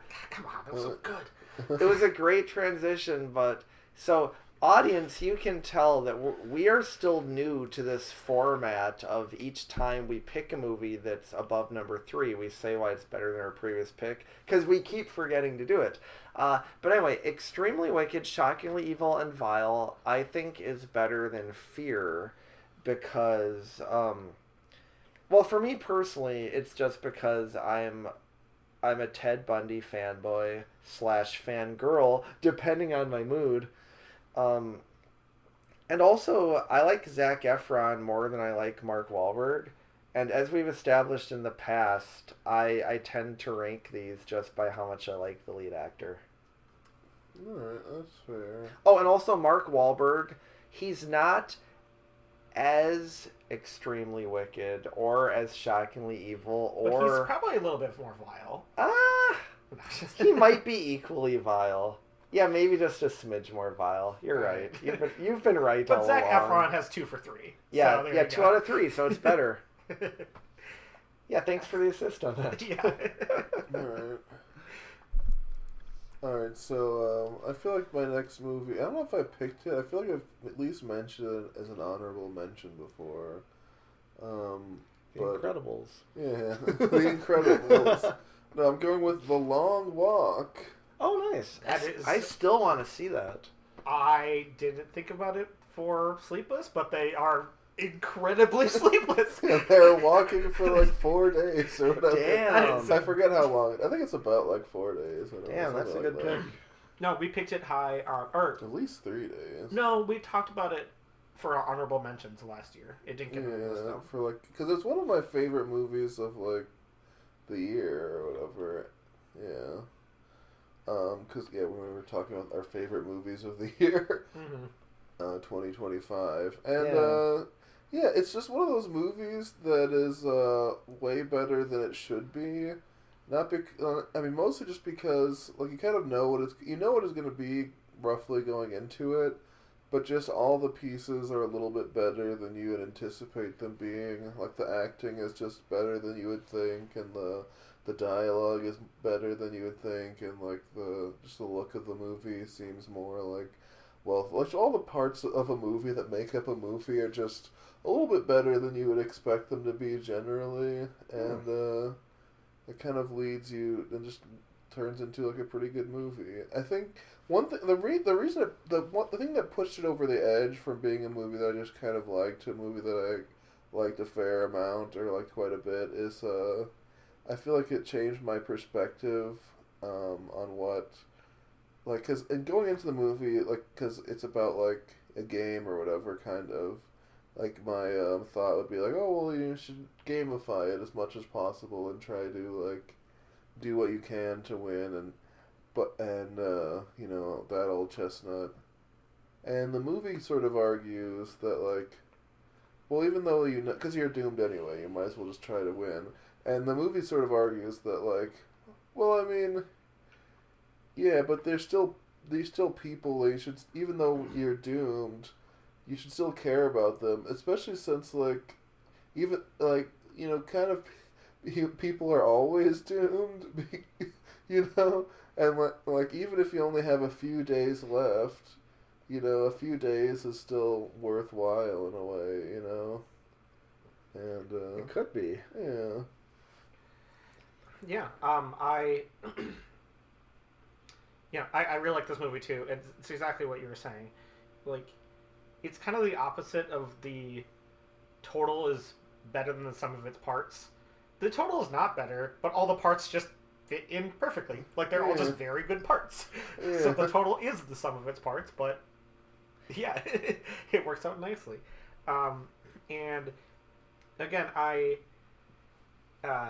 Jeff, as you were just saying, you care about the lead performances. I think generally I lean more towards acting. Jeff, you lean somewhat towards acting. And then Greg is the least, like, acting is more crucial to the story. But this one, where you just are on two actors' faces the whole movie. Really? This movie could not have been done as well if it wasn't as well done as David Johnson and Cooper Hoffman. It was just them carrying the movie. Yeah, that guy was the black dude from that Alien movie that came out. Alien Romulus. Alien Romulus, yeah. He was good in Alien Romulus too, and he was even better in The Long Walk. Yeah. It's funny because like both of those movies, like Alien Romulus, he's kind of the big thing I think of is like he was really good. Yeah, like he's kind of like the best character in that movie, and maybe the best part of that movie, besides just general alien stuff. Mm-hmm. But in The Long Walk, yeah, he's really good and kind of steals the show. And I don't know. Yeah. It's just it's one of those movies that, in order to, I mean, there's no like trick to it other than just all the parts of it are better than you would think, you know? Yeah, like, I kept on thinking, like, oh, there's gotta be, like, a twist, or, like, some other, I don't know, it's weird because, like, I always feel like I have to defend it, because, like, no, it's just what it is. Yeah, it's just a good movie. Yeah. That's pretty much all there is to it, and I like it better than, what was my last pick? From Dusk Till Dawn. Yeah, I guess From Dusk Till Dawn is fun, but more, and I do appreciate like a schlocky movie, but like From Dusk Till Dawn is very loose in the sense that like, you know, it's loose and fun, but like it's not like every piece is in the right place. You know, it's kind of just like a movie where like it's enjoyable, but like, you know, they could have tweaked things here and there. Yeah. Whereas The Long Walk is more of a movie where if changes were made, it would probably be for the worse, Yeah. most likely. And Yeah. yeah, I think that's kind of what. That makes sense. I mean, plus it's such a simple story, so there's not a lot you could change. The opposite of or- schlocky. It's just Yeah. it's just Yeah, it's not as schlocky as you would expect. Ernest. So I have not seen it, but I looked it up to see if it's streaming anywhere. It finally is, but only on Stars. I don't that have, doesn't exist. yeah, I don't have Stars. Yeah, nobody has Stars. But I recognize the director, Francis Lawrence, because he's the director of I Am Legend, which I've mentioned several times. Yep. Did you guys know that Francis Lawrence has mostly directed music videos? Oh, he's one of those. I mean, I do Yeah. feel like most, maybe not most, but a lot of directors direct music videos. But I mean, Well, like, the cool ones. Too. I mean, like 80, probably at least 80 to 90% of his filmography is music videos. Oh, interesting. Like, even after he started making movies? Yeah, like after I Am Legend, he directed Britney Spears' Circus, Lady Gaga, Bad Romance. Oh, he directed Bad Romance. That's an actual pretty notable good. Yeah, one. Beyonce, Run the World. Oh. And You got that question wrong earlier. Yeah, I know. Although I did know that song, I just didn't know that you were referring to it. But Francis Lawrence also directed a music video that we watched, I think, just last week after doing the last podcast. He directed the video for Cry Me a River by Justin Timberlake. Oh, that was a pretty fun video. That is fun. Yeah, Well, I it's just pretty want to good. say that I've picked a next movie because I'm pretty sure Rick hasn't seen it. Wonderful. So- Okay, that's a perfect one to lead me to what I'm going to say. Well, first off, I was going to say directors who are known for directing music videos. Someone we talked about all the time. Fincher. Yeah. And like we talked about multiple times on this episode. And he's just cool. And that's why I was like, people who are cool, right? Yeah. But so this is a really hard pick for me. Because I'm going to have to defend one of these movies over the other movie. And it's very hard, but I have my order. Okay. My second favorite Sleepless movie is Before Sunrise. Oh, that fucking movie. They literally... So do you guys agree? Well, how long are they awake for? So they're awake throughout the whole normal day. And then his whole plan is to just wander around the city. So this is actually perfect. Let me describe the movie, then you can... Have you both seen Sunrise it? is Before Sunrise the first one? Yep. Okay. Yeah, I can never remember the order. So I first also off, have haven't you seen the any- movie? No. Okay, so let me I describe. have seen it. Okay, so the whole plot is Jesse, Ethan Hawke's character. Do they make it to sunrise? No, they die. Oh. They get murdered. So his whole plan is to just walk around the city because he ran out of money and it's his last day there. And at like noonish the next day, he has a flight back to America. And then he meets Celine, played by Julie Delphi, who he's like, hey, like, you kind of don't have anything else either because, like, she's also traveling. And they're like, you want to just walk with me through the rest of the night. So they have a whole day of being awake, and then they're awake until noon the next day. Does that count as Sleepless? Yeah, I mean, it sounds like they were awake from dusk till dawn. Yeah. Yep. Oh, yeah, I suppose. Let me ask you this, though. Are there any vampires, and if so, does chaos ensue? This is... Oh, it doesn't sound as nice as From Dusk Till Dawn, but I don't know. Maybe it's alright. my favorite movies of all time. Now I I know I can get this in here somewhere at some point, but this is one of my top 5 favorite movies ever. And it is a movie directed by Richard Linklater, who, it's not about this movie specifically, but one cool thing about this is that Before Sunrise was made, it came out in 1995, and as I said, with Ethan Hawke and Julie Delpy. And the whole movie is just about them talking the whole time. There's maybe like 5 other people that they even interact with. You couldn't even call them characters. There's no other characters. It's just all dialogue. And it really gets into a lot of emotional things, a lot of like interesting things, and these characters get like fleshed out. Sorry, I cut myself off from the other thing. But the other thing that's interesting is that it's left on cliffhanger, and then 10 years later in real time, so in 2005, there's another movie, Before Sunset. Spoilers. That is set 10 years later. And so these two characters... Wait, were they awake the entire time? Yeah, it's crazy. They hadn't slept for 10 years. They basically, in the sequel, they basically look like Christian Bale in The Machinist. Yeah. Oh, nice. Yeah, it's pretty hot.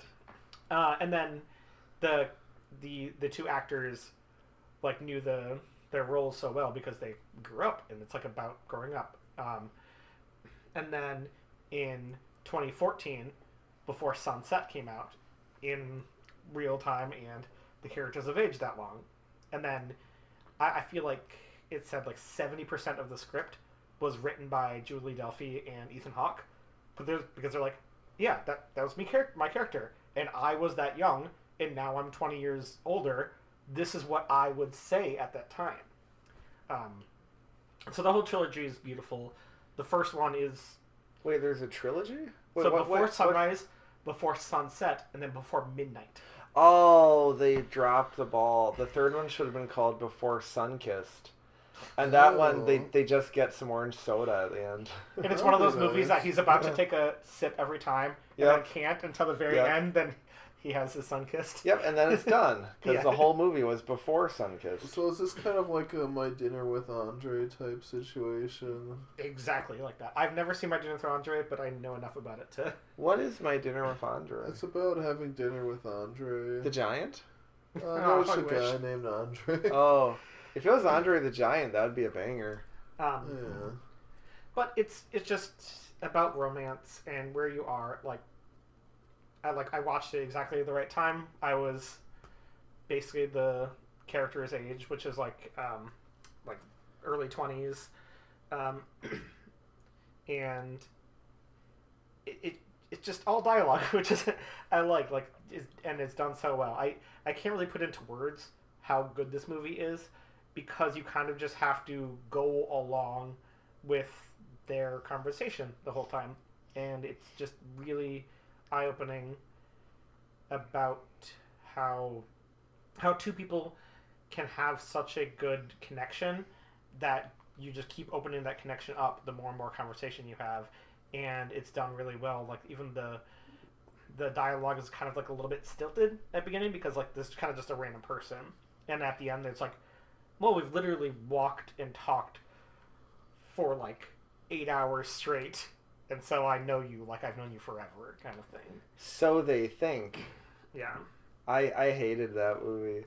It made me wish I had never been born. It made me wish that no one I've ever met had ever been born. Nice. But I can see where somebody would like it. I just hated it. I thought they were a couple of phonies. I wished they would shut the fuck up. I thought everything they said was worthless and offensive, like, to my intellect. Yeah, I wonder where I would land, because I could see it go... I mean, most I honestly likely... wonder, too. Yeah. I mean, obviously you have two extreme views. I assume that I wouldn't love the movie. No. But I don't think... I think would I be extremely annoyed by it? I feel like I would just be bored, probably. I don't think you'd be bored. I think you would like it more than dislike it. I think you would try to kill yourself but fail. Yeah, because I was too sleepy. Yeah. It's also, so Jesse, Ethan Hawke's character, at times you can tell is a stand-in for Richard Linklater, because at sometimes he talks about how he wants to view the world from like a certain screen because we all are screens, kind of, and it kind of is about the way Linklater creates his movies. And the one thing I have to say about it, which is why you would hate it, you kind of have to be sincere as hell. The sincerity is like bleeding out so hard, and like so much of that can be like, wow, this is just stupid then. Yeah, I mean, I do like sincerity, especially when there's like a giant monster involved. Yeah, like Pacific Rim.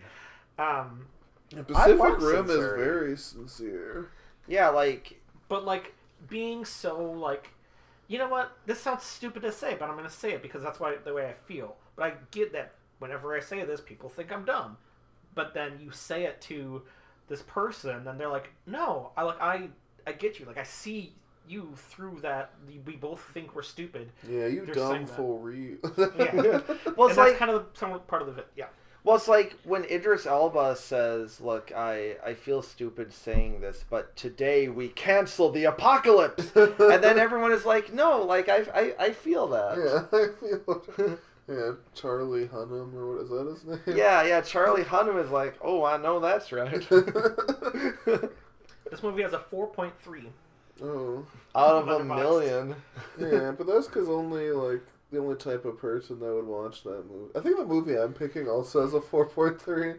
I mean, it is also one of the self-select movies. Yeah, I mean, but you have to know that you're in for to watch that. But still, I mean, I fucking love the movie, as I said. Yeah, all right. And it's better than A Nightmare on Elm Street, because Nightmare on Elm Street is only my top 10 favorite movies ever. Oh, this was top 5? Yeah.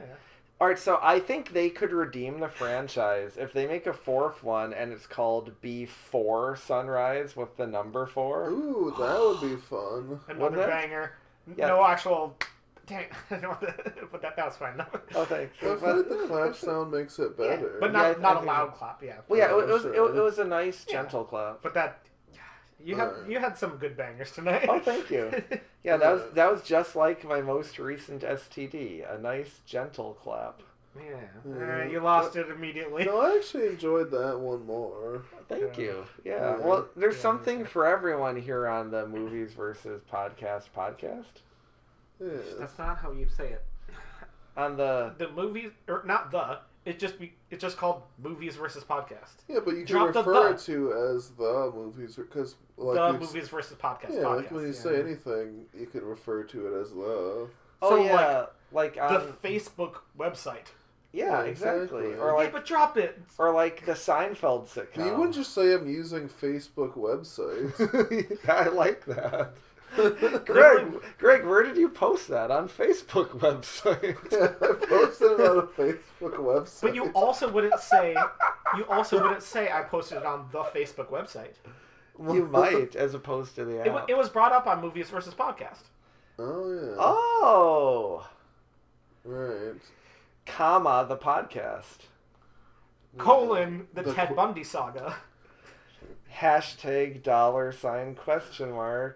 And the I in movies is an exclamation point. Perfect. On your exclamation point for Seattle movies. Alright, so it's Jeff's final pick, I believe. Yep. Yeah, for Seattle. My final pick for Seattle movies is, drum roll, Say Anything.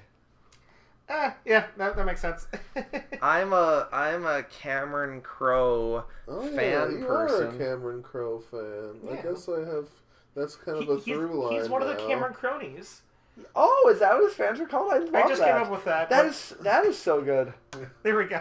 That was good. kind of sitting there. I'm slowly trying to figure out what Jeff likes, and I guess he does seem to like Cameron Crowe stuff. Yeah, and I think this probably came up in our top 25 of the century, but my favorite movie is Vanilla Sky, a Cameron Crowe classic.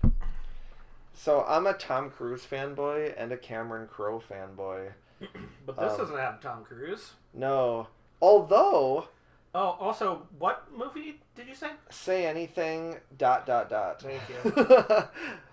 And I was going to tell you later on for the image, be sure to get the ... Oh, of course. Yeah. I think it'd be better without the 3 dots, without the ellipsis, if you will. But anyway, it has 3 dots. And it's a movie starring John Cusack as a guy... I wonder how old he was when they filmed it, because it seems like a classic case of a guy in his mid to late 20s playing a high school senior, which I think is always a funny trope. He was 23. Oh, that's not that old. That's not that bad. That's very reasonable. That is, because a lot of the times it'll be a guy who's like 35 playing like a high school sophomore. Yeah, Steve McQueen is 28 in like The Blob, for example. Oh, okay. That was his style at the time. Yeah. So John Cusack is not... I mean, it is wild, though, that it's a guy who would, like, already have graduated college, and he's playing someone who's graduating from high school, because you're still, like, getting noticeably older, like, each year, from 18 to 23. Yeah, but, I mean, that's still... But anyway, that's in the why ballpark, I that's guess. why you like this movie. Can you talk about the movie? Yeah, so... It's a movie about... Is that the one where he has the boombox? Yeah. Okay, I've never seen it. Okay, it's great. It takes place in Seattle, which is why I picked it. Well, that's good. Yeah, thankfully. When I was looking through the Seattle movies, I was like, oh, I've heard of that one. Nice. Yeah, it's a good movie to have heard of. Yeah. I believe it came out in 1989. The same year I came out. Nice. As gay? Yeah. That did seem like that's how he said it. No, out of my mom. Oh, nice. You came out of your mom say. as gay. So, at the beginning of the movie, you've got like a bunch of kids graduating from high school, and this As girl. those kids tend to do. Yeah, kids are always graduating from high school. Too I often. just wish they would stop. I know. Yeah. I Be wish. the change you want to see. Yeah, exactly. Just like to go back to my favorite director, Richard Linklater. Oh, he's your favorite. I get older, those kids stay the same age. Oh, isn't that a line from Dazed Don't and Tell Me? Confused. I was gonna say About Schmidt. Oh, yeah. Jack Nicholson has been elderly for at least 25 years. Oh, if not more. I would argue longer.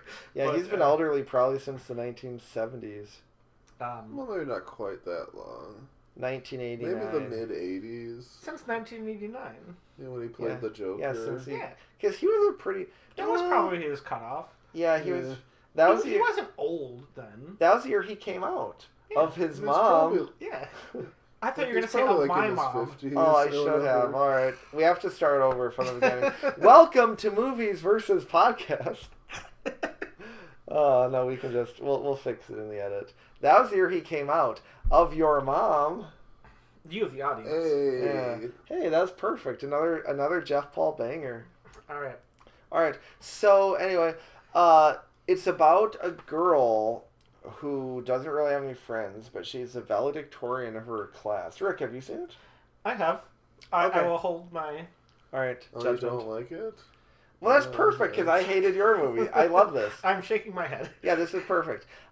So she doesn't really have any friends, but she's a valedictorian and she gets invited to an all-night party. So actually, this would probably also count for Sleepless because I do remember her coming home the next morning and her dad is pissed because she's been out all night. So she is literally sleepless in Seattle in this movie, which ironically they are not in the actual Sleepless in Seattle. They actually get a full 9 hours every night. Yeah, also, it looks like they're in New York right now. It does look that way. It seems like they were at the top of the World Trade Center, which, spoiler alert, gets destroyed by terrorists in 9/11. I think there are a couple of good guys myself.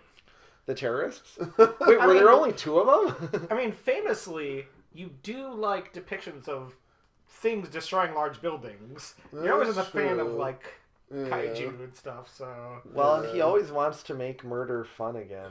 Greg, you should run for president, and your campaign slogan should be "Make Murder Fun Again." That would be a fun slogan. MMFA.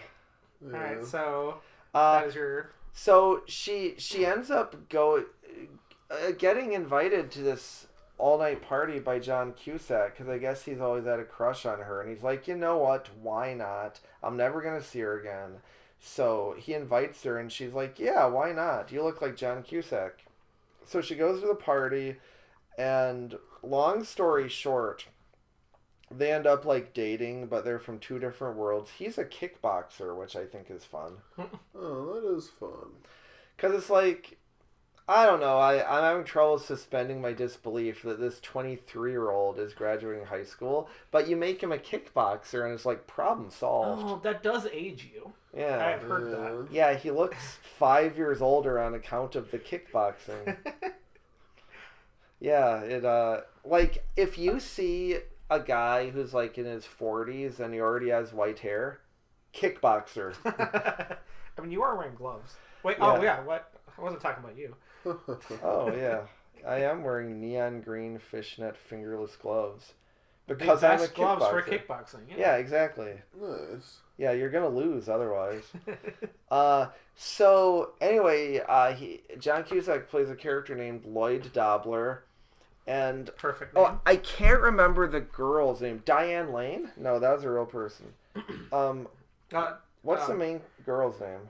Diane Court. Diane Court. So this movie, I don't have to look it up because I haven't committed to memory except for her name because, you know, women are forgettable. He plays Lloyd Dobler. It has one of the best taglines ever. It says, "To know Lloyd Dobler is to love him. Diane Court is about to know Lloyd Dobler." That's one of the best taglines for a romantic comedy. That seems like a pretty mediocre Seems like a pretty tagline. stupid tagline. It's the best tagline ever. It should just say, "This boy is going to fall in love with this girl this fall." Yeah, what about this time there's more? Anyway. Or the tagline should have been, "We're gonna need a bigger Lloyd Dobler." What about There you go. That's what about in space no one can hear you scream? That would be amazing. in space. Nobody can hear you, Dobler. Ooh, in Lloyd, no one can Lloyd Dobler Lloyd. There we go. Oh, I mean, these are all good options. yeah. All right. You gotta keep talking about this movie. To know Lloyd Dobler is to peg him. Oh. Diane Court is about to peg Lloyd Dobler. That would be a much better tagline.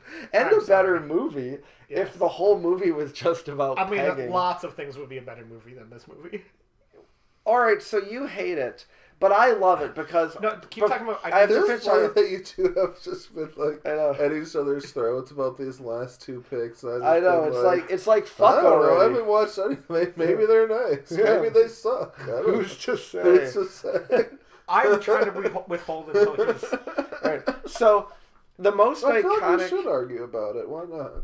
Yeah, so Lloyd Dobler and Diane Court, they end up porking in the back seat of Lloyd's car whilst listening to the Peter Gabriel banger, "In Your Eyes, Well, that song is amazing, and Peter Gabriel's amazing.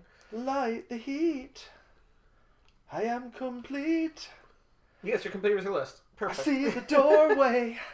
So why is it better than the A previous 1,000 pick? churches. Why is it better than 1,000 churches? Also, why is it better than all of Rick's picks? Well, that goes without saying. What? Rick is choosing his picks tonight, like, pardon my language, like a Jerry Curl sucker. So... I know that's right. Why is this better than Extremely Wicked, Shockingly Evil? Or the movie we all like to call EWSEV. That one. Well, I wasn't talking about... Well, then let's keep talking about the movie itself. And not... Yeah, the best part is after a fight or something, they've broken up, and Lloyd Dobler wants to win her back.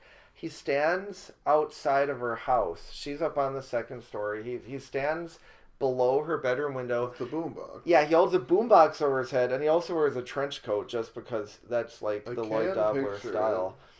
And he's blasting the Peter Gabriel song, and then she opens up her window and she famously says, "New window, who dis?" You had me at hello. Yeah, you had me at in your eyes. The light, the heat. I'm gonna get copyright claimed if you keep doing that. Oh, that's true. Because I'm singing it so well. Yeah, copyright is actually big on YouTube. So. Oh, that's true. I might have. I might have actually sung like, no too joke, much stop. of it. Well, I don't think it copyrights just badly singing of various songs. But that's my point. I'm not singing it badly. I'm singing it incredibly well. Okay, so YouTube will think it's the actual version. Yeah, YouTube is going to think that we're actually just playing the studio version of that song. Because my world-class singing actually evokes all the instrumentation as well, you see. All right, you got to keep talking about the movie, though. All right, for like another hour? Yes. I mean, I feel like you've basically got it at this point. Yeah, at this point, I think the only other thing worth mentioning is that Lloyd Dobler also has a sister and either a nephew or a niece. Let it out. And part of what makes him lovable is that he's a really good uncle because he only touches his nephew or niece inappropriately, like maybe 1 in every 10 touches, which is not bad. That's what you call the golden ratio. Right, so why is it better than Extremely Wicked? Because I like John Cusack better than I like Zac Efron. No, I think that... It really did get leading man, like, better every time. Yeah, kind of. Yeah, John Cusack is eminently likable.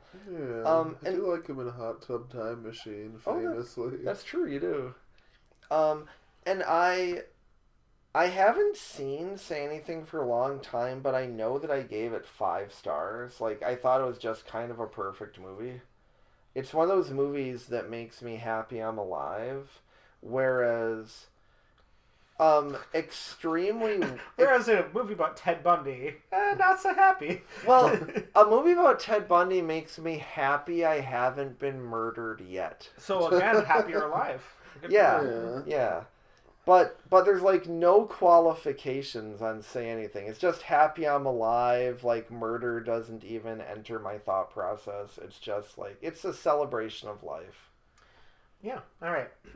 Greg, do you have anything to say about Say Anything, or you haven't seen it? Do you want to say anything? Damn it! How did I say that without? No, I do not want to say anything. This is the world's best podcast. So I watched this again. Like a couple of these, I watched because another podcast. I watched this movie because another podcast was covering it, and then I just thought John Cusack was extremely frustrating to watch and annoying. And like, I think you both thought that the characters in each other's last picks were annoying. Yeah, I think he was that's interesting. I am trying to remember. There's a through line here. Like he was like, I remember him being like way too forward and way too like, dude, just fucking back off. Oh. And then you showed up to her fucking window with a goddamn radio. Back the fuck off, you loser. So, like, maybe it hasn't aged well. Yeah, I mean, that's... Yeah. Well, because being, like, overly aggressive to the point of even raping someone, that used to be considered charming. Yeah, and that's all I could think about this.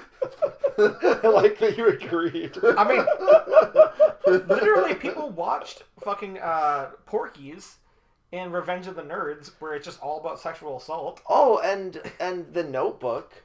Like, Ryan Gosling is, like, way too much in that movie. He's my favorite actor. I know that. That is my least favorite Ryan Gosling. Kind of because of that, too. Yeah. Actually, he needs to back the fuck off on that Ferris wheel. No, I mean, he's fine in the Notebook. But, like, this, I just remember, like... I mean, he's fine. Yeah. I I could not get past that the whole time. I was like, I don't think this is romantic. I think this is just a pushy guy who thinks that he is cool, and it's just very off-putting. Well, I will admit, I found it off-putting that every time she rejects him, he just kicks her in the head because he's a kickboxer. Yeah. And then he does what he wants with her until she comes to. And then he just is like, "Oh, are you okay? Someone kicked you." I was excited to watch the radio scene because I'm like, oh, this is like a big moment. And then when I watched it, I'm like, oh, this is him like reaching that level of like kept them pushing past boundaries. And this is him like, all right, you set a new boundary. I just have to vault over this boundary now and not even like push past it. And like, that's what love is. Yeah, come to think of it, my earlier pick, Fear, that might have just been a remake of Say Anything. And then Extremely Wicked. Yeah, they're all the same movie. Jeez, this is your romance. Except Ted Bundy is more whimsical than the other two protagonists, who are just like darkly and aggressively.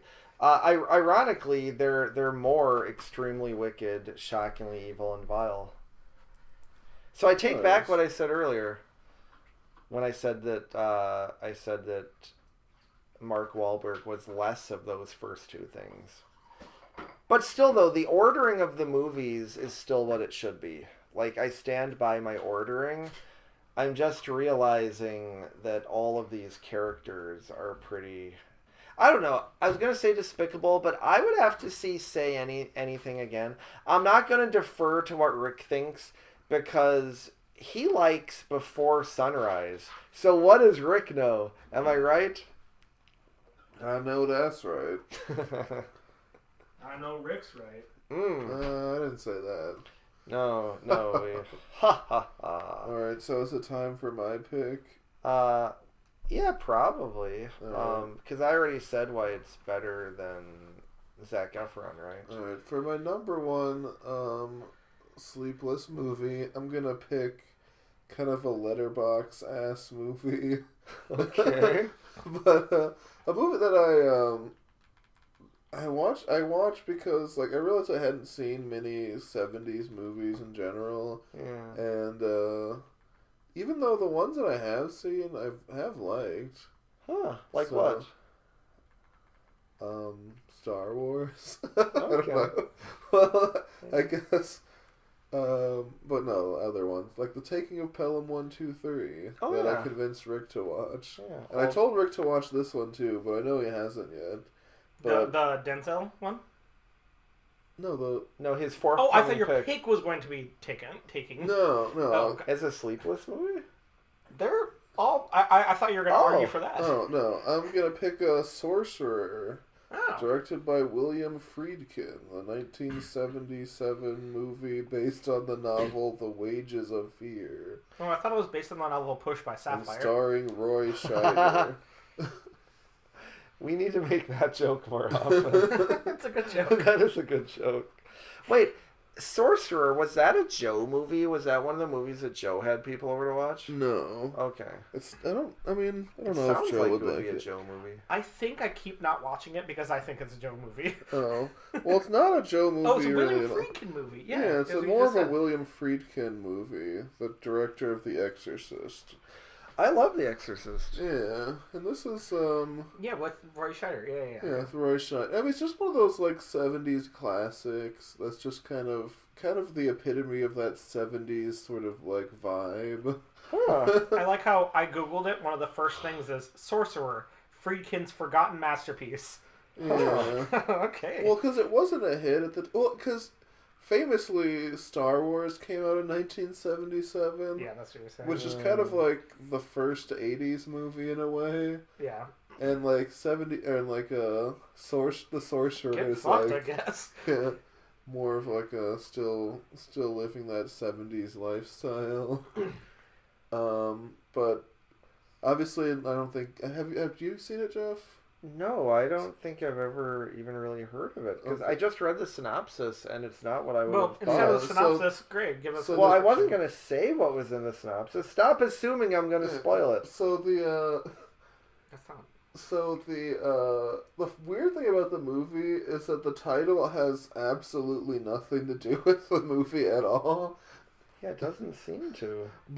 But so the reason, I guess you didn't question my pick because you haven't seen it, but I feel like I should still argue that it counts as Sleepless. Sure, you should Even argue. though I feel like it definitely does, because basically the plot of the movie is these like guys that are kind of like down on their luck. Well, not down on their luck isn't really right. They're kind of shitty things have recently happened to these guys, and they're kind of living in a foreign country. I don't remember where it is. Probably somewhere in like South America, maybe. And It literally says, in the same remote South American town. oh, well, there you go. They're living in South America. Arguably. And they're living low, and they don't know each other, but like there's a fire in like, you know how in There Will Be Blood, like the oil rig gets lit up, collapses? it gets lit on fire, and they have to use dynamite to put it out. Oh, yeah. Well, so basically, like, it's on fire, the oil thing or whatever, and the guy, whoever is like, oh, the closest dynamite is like a few hundred miles away, like 200 miles away or something, and like 218 miles. And yes, and so like Roy Scheider and like 3 other guys take these like 2 old trucks to go pick up the dynamite, and the dynamite has just been sitting in this like warehouse or something, like kind of like exposed to the element, and like the nitroglycerin is leaking out. So like the slightest nudge will cause the dynamite to explode. And they have to take these like 2 shitty old trucks and drive them like through the Amazon basically to get to the Yeah, so they have to slowly drive the trucs 200 miles, knowing that they could explode at any moment. And this is a masterpiece? Yeah. Well, that sounds like a masterpiece. I mean, doesn't that sound like That sounds great. It sounds boring to me. Well, it's like the tension of like not so knowing. much tension all the time. Yeah, you could explode at any moment. Like, I guess. like if I told you to walk in a straight line, and if you deviated a little bit, you would blow up. Watching that would be very intense, you know? Yeah, I guess it could be intense. And obviously, like, it's Sleepless because, you know, that is a sleepless ass task to do. I know that's right. So I don't know. It's but it's one of those like it's it's very like it's got that 70s sort of grittiness and like naturalism that sort of like went away a bit in the 80s. Sure. And naturalism, that's a good way to put it, or a good way to describe that genre. Yeah. And it's just a very tense movie.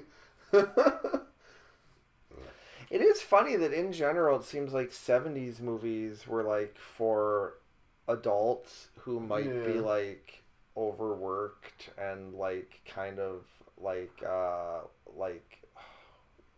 what's it called like Wired, I guess. Mm-hmm. Yeah, maybe. And then 80s movies, it seems like were more geared like towards teenagers who have rich parents. Yeah, I suppose. But I feel like in like the 60s there was like the big movie musical and whatnot, and that kind of like died off, and like there's a lot of whimsy and whatnot in the 60s, and like not the reverse of naturalism. And then in the 70s, I'm told there's like the French New Wave or whatever. That is what they say. As they say. And there's like more like naturalistic movies like The Godfather and Cabaret and The Exorcist and The French Connect or whatever. You know, all these movies that are more like, you know, gritty and down to earth. Taxi Driver. And, Taxi Driver. That's a good one. Good. So, yeah, I mean, it sounds fun. Literally, I just keep not watching it because of the title.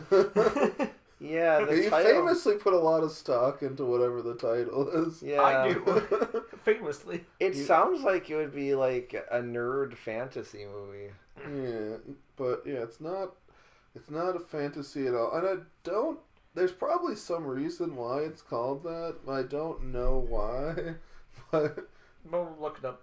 yeah, it's. So why is it better than The Long Walk? So neither of us have seen it, so we have Yeah. nothing to comment on. I mean, it's kind of similar to The Long Walk in some ways. I but- was gonna say it sounds exactly like the same thing. That it sounds boring, but there's tension the whole time. Yeah, like I feel like just like even when nothing super interesting is visually happening on screen in a movie, if you present the idea that something could explode at any moment, even if it doesn't, that idea is still there, and that adds like more interest. It was similar to The Long Walk, where you could get shot by the guards or whatever at any time. Yeah.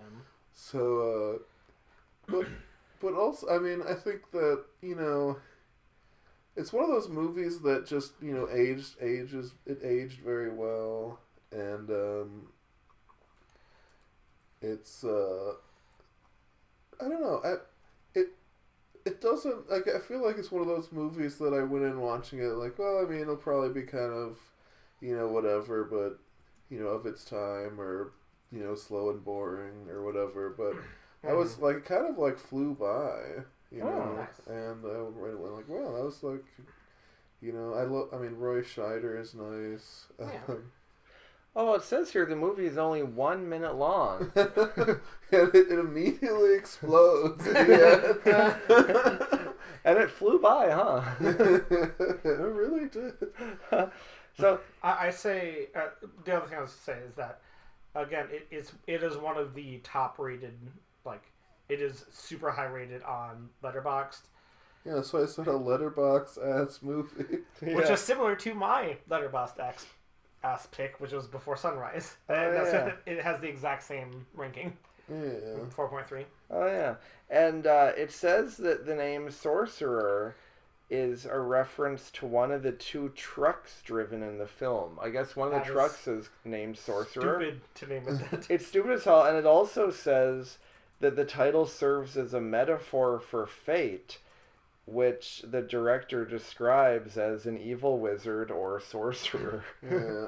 Well, He's kind of stretching. I feel like I have to mention the bridge scene. I think there's Ooh. multiple bridge scenes. That's playing what's bridge? on like the poster of the movie, where they drive the truck across a rickety bridge. Oh, that's that like does sound over intense. over like a rushing stream and like a rainstorm. And they have to, like, you know, get out and try to fuck with the, like, planks in the bridge to get the truck across. That sounds terrifying. I will ease your Yeah, but there's a lot of mind. nice, you know, set pieces of things that they have to deal with while they're on the trucks. And, yeah, I don't know. That It's sounds nice. like a 4.3 out of 5. Yeah, I would say that it's about a 4.3 out of 5. All right, so I have the last pick of the draft, and I kind of like Oh, this lucky. because I get to pick one of my other top 5 favorite movies of all time, and I'm picking Lost in Translation. Do you guys know Oh the yeah, movie? I thought you might pick that. That seems like a Rick movie. It's a very Rick movie. So is he not sleeping? Or is this... No, wait. Yeah, must not be sleeping. Yeah, you've seen the movie, right? Who can say? I've seen it. So the whole point is that both, not Bob Ferguson, Bob, Lloyd Dobler. so it stars Bill Murray as Bob Harris Ah, and Scarlett Johansson as Charlotte. Oh, wait, have you not seen it either? I just don't remember what the characters were named. Oh, okay. Bob Harris seems like... That doesn't sound like a movie star's name. It sounds like made up. It sounds Oh, too yeah, because generic. he's, like, in the text of the movie, he's a movie star. Yeah. So the whole point of it is that they are both in Japan, and because of jet lag, they can't sleep ever. And the whole reason that the two leads meet every time is because they're like wandering around the hotel, being like, "I can't fucking sleep," and so they just keep running into each other that way. And then so it's Bill Murray plays Bob Harris, who is basically a Roger Moore type character, but he like talks about it in it, so obviously he's not Roger Moore himself. But he was like a star, and then now he just does commercials and like bit parts, and then he's like his celebrity is declining, which is why you have to go to Japan to go to the weird Japanese shows, and that's how to get the money when your starlight is fading. And then the other main character, Charlotte, played by Scarlett Johansson, and her butt, famously. Oh, yeah. Yeah. She is there with Giovanna Ribisi's character, who Ribisi is there as a photographer, and she's brought along as the spouse who's just like, "Hey, yeah, come on, take a trip with me to Japan." And then every time Charlotte wants to do something, "Oh yeah, perfect. Let's go to these gardens together." John, the Ribisi character, is like, "Oh, cool. Yeah. I'm gonna go do this like work thing, and then I got to like talk to a couple of these like stars real quick. But like we'll probably do something like tomorrow or something like." And so she just feels lost in her relationship. Wait, so why is it a Sleepless movie? Thanks for because the reason that both of them are even meet, and like the whole not premise but like the impetus for like their characters is that because of jet lag they can't sleep at all, and then they just wander around the hotel by themselves, and that's why they keep running into each other. And then eventually they're like, "We both can't sleep at all, let's just do this to make something interesting." Perfect. So they wander around the hotel, and then they just start going to like each other's hotel room to be like, "Okay, let's just watch like weird Japanese TV because we're both just like tired and we can't sleep." And then just like kind of get to know each other in this weird space where they're both married. It's not like a movie about like lust. It's literally amazing about how it portrays a man and a woman obviously being attracted to each other, but not lustful at each other, and finding companionship in each other in a way that you wouldn't be able to find with like a straight man talking to a straight woman, or vice versa. But knowing nothing can come of this, because once we get back to America, we're going to go back to our lives. But in this little pocket dimension, basically, that's what you call Japan. The pocket dimension of Japan. That's what I call it, yeah. Yeah. In this, like, every time they see each other is in the middle of the night. And then they so each you're kind saying of they have insomnia because they're jet lagged? They're sleepless, yes. Yes. Alright. I mean, correct. This is not called insomnia. It's called sleepless, though. No, it's called Lost in Translation. Oh, Yeah. yeah. I mean, but yeah. Oh, the category. You mean? Yeah, the category is sleepless. Yeah, it's They're sleepless. definitely sleepless. Just because it's sleepless due to jet lag, you're definitely sleepless when you have jet lag. Yeah, I was thinking about jet lag earlier today, and I was thinking about how sleepless it makes you. Yeah. How's that for an assist? Perfect. Thank you. I appreciate that. Of course. And then they just like have this wonderful time together. Like every time you see any like interesting thing happening, it's in the middle of the night, because during the day they just have to do kind of these like boring things that they're there for work for, and then at night they like kind of bring out the like fun, like, oh, this is kind of the passion that you're missing in your relationship that you have to wake up to every day. And it's about so much. It's about like passion and it's about dispassion primarily. It's about feeling lost in your life. It's about dispassion and D's nuts. Exactly, dispassion. Yeah. It's funny how like we both picked movies for our last two picks that are kind of similar to each other. Oh yeah, and in a way similar over in the other across too, because it's just like people talking, except without with the fear of like something bad happening or whatever. I don't know. Yeah. No, I do like that. Yeah, I go back and forth. Like my top 5 favorite movies ever, Before Sunrise and Lost in Translation are in those top 5. I find so I could go more about the movie a lot, but I'll just say now that I like Lost in Translation. Currently, at this moment, it's better than Before Sunrise because it's a movie to just put on when you're lost, and they just show it on screen with Sofia Coppola directing, and she does a really good job of showing like, yeah, there's nothing like, I'm not sad, I'm not like crying depressed, and also I'm not trying to talk to you for like this wild fun fling, this craziness. It's just this kind of emptiness, this kind of nothingness. Well, this lost. Isn't a lot of it that they both speak English? Oh yeah, and that's kind of that's what's written on the tag.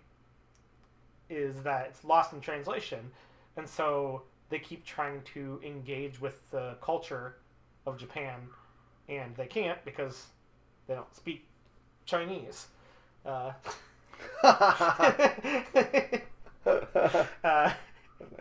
There we go. Thank you. I was like, if you didn't laugh at that, I'm like, oh, they would have been missed. Yeah, if I didn't laugh at that, yeah, then kill me now. So that's kind of what it's about at the front face, and then you watch it another 10 times, and you're like, oh, it's about this. And then you watch it another 10 times, and then it's like, oh, it's about this. Yeah, like, eventually everyone comes to the same conclusion that it's about pegging. It is about pegging. Because, yeah? I mean, there is a scene with a hooker that she tries to, like, dominate over him. Yeah, the subtext is there for the whole movie, that the whole thing is about women strapping on phalluses and pegging Bill Murray. Yeah. I forgot if you actually said, like, you have actually seen the movie. Yeah, I saw it once, and I was like, I can't believe how much pegging is going on. Like, it should have been called Pegged in Peglation. Do you actually remember the movie? Like, do you have more to say about it? I remember her ass at the very beginning. Yes. And I was so confused for so many years because I got my Scarlett Johansson memories, like, crossed. Yeah. And I thought that the close-up of her ass was at the beginning of The Island. Somehow. Oh, The Island. The Island movie, The Island. Yeah, the movie, the Michael Bay movie.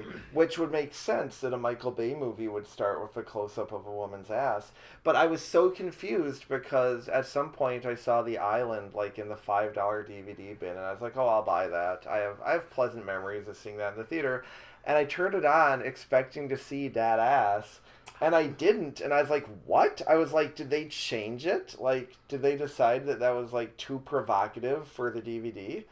But I realized years later, oh, I was thinking of the wrong movie. Yeah. All right, Greg, do you have any thoughts about Lost in Translation? Or The Island? I'm sure it's fine. You said you haven't seen it. Yeah, I will say that I have... You probably would like this more than Before Sunrise. Yeah, to play Magic the Gathering, I went to a few other countries or whatever, and I kind of get the vibe of like being somewhere where you don't speak the language and trying to like just hang out. Because at one point I took this like a couple weeks with Dan, and we were in like Spain or whatever. And I found this like random Irish bar or pub or whatever, and I went in there a couple times just because, like, oh, they speak English in here. That's nice. Yeah. That's a nice change of pace. Yeah. And that's what I have to say about that. I mean, Nice. that's like, I mean, again, I could keep talking about this movie, but that's like the one thing too is like when you're in a any port in a storm, you know, you're lost. You find one touchstone that you can grasp onto. But I guess I don't really understand the, like, time frame, because for me, like, it's novel at first that no one speaks your language. You're like, oh, this is fun. I have to try to figure it out. And you only really start to, like, at least for me, you only start to get annoyed, like, after, like, you know, I've been there for a while, in which case the jet lag would have worn off already. So I guess the timeline doesn't make sense for me. So I'm calling plot hole on that, and it's vetoed. Vetoed. Yeah, they're Too not. bad that he also said yes. Then. Well, no, I changed my answer. I changed my answer to a maybe. I'm gonna see what artificial intelligence has to say about this, because I want to waste some water. No, I want to waste water. You do like when I like pour my heart out and then veto a pick. Yeah, well, it's just a good move. No, I'm not vetoing. I'm just saying that's a major plot. No, you're vetoing the plot hole, not my pick. Okay, good. I will say that given your description, I'm just saying it doesn't make a whole lot of sense. That might be the end of this podcast. We might not be able to bounce back from that pick. Oh, I forgot that the alternative name of it is Sleepless in Japan. So that'd be a fun name. So what's also nice is Sleepless in Seattle, not picked. Of course not. But you know it was picked. So now that we've finished our drafts. Before that, the one thing I wanted to say about Lost in Translation is that it's lit. That's an acronym for Lost in Translation. It's funny because she does a really good job of lighting it, where a lot of the scenes are very, like, soft lighting. And then when they're there during the day, it's, like, harsh lighting. And she actually does a really good job of lighting in the movie. For the record, thanks, but for the record, I wasn't talking about the actual lighting. I was using it the way that young people use it. Like the way that Pete Davidson might use it, just to mean that it's cool, that it's dope. That it's the lit. Seattle movies. So, Sleepless versus Seattle. All right. For Seattle, we should do Sleepless first, shouldn't we? Shouldn't we do Sleepless and then Seattle? For Sleepless, Jeff, Fight Club, Insomnia, The Machinist. Nice. Greg, Sorcerer, Long Walk, From Dusk Till Dawn. Rick, Lost in Translation, Before Sunrise, A Nightmare on Elm Street. For Seattle movies, Jeff, Say Anything, Extremely Wicked, Shockingly Evil, and Vile. Fear. Greg, War Games, Chronicle, Safety Not Guaranteed. Rick, Austin Powers, The Spy Who Shagged Me. The Ring, 10 Things I Hate About You. All right, Jeff, you were first pick. What's your first pick? It's close, but after mulling over these lists, I think Seattle movies have the edge. All right, Seattle. Greg? So, I've looked at it, and I think it's pretty close.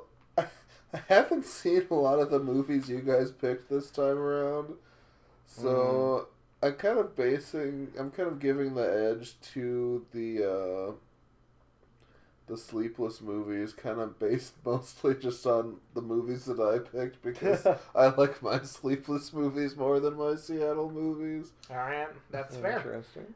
I pick Sleepless. Well, that's perfect, because every single time I'm going to pick one thing and you two are going to pick the other.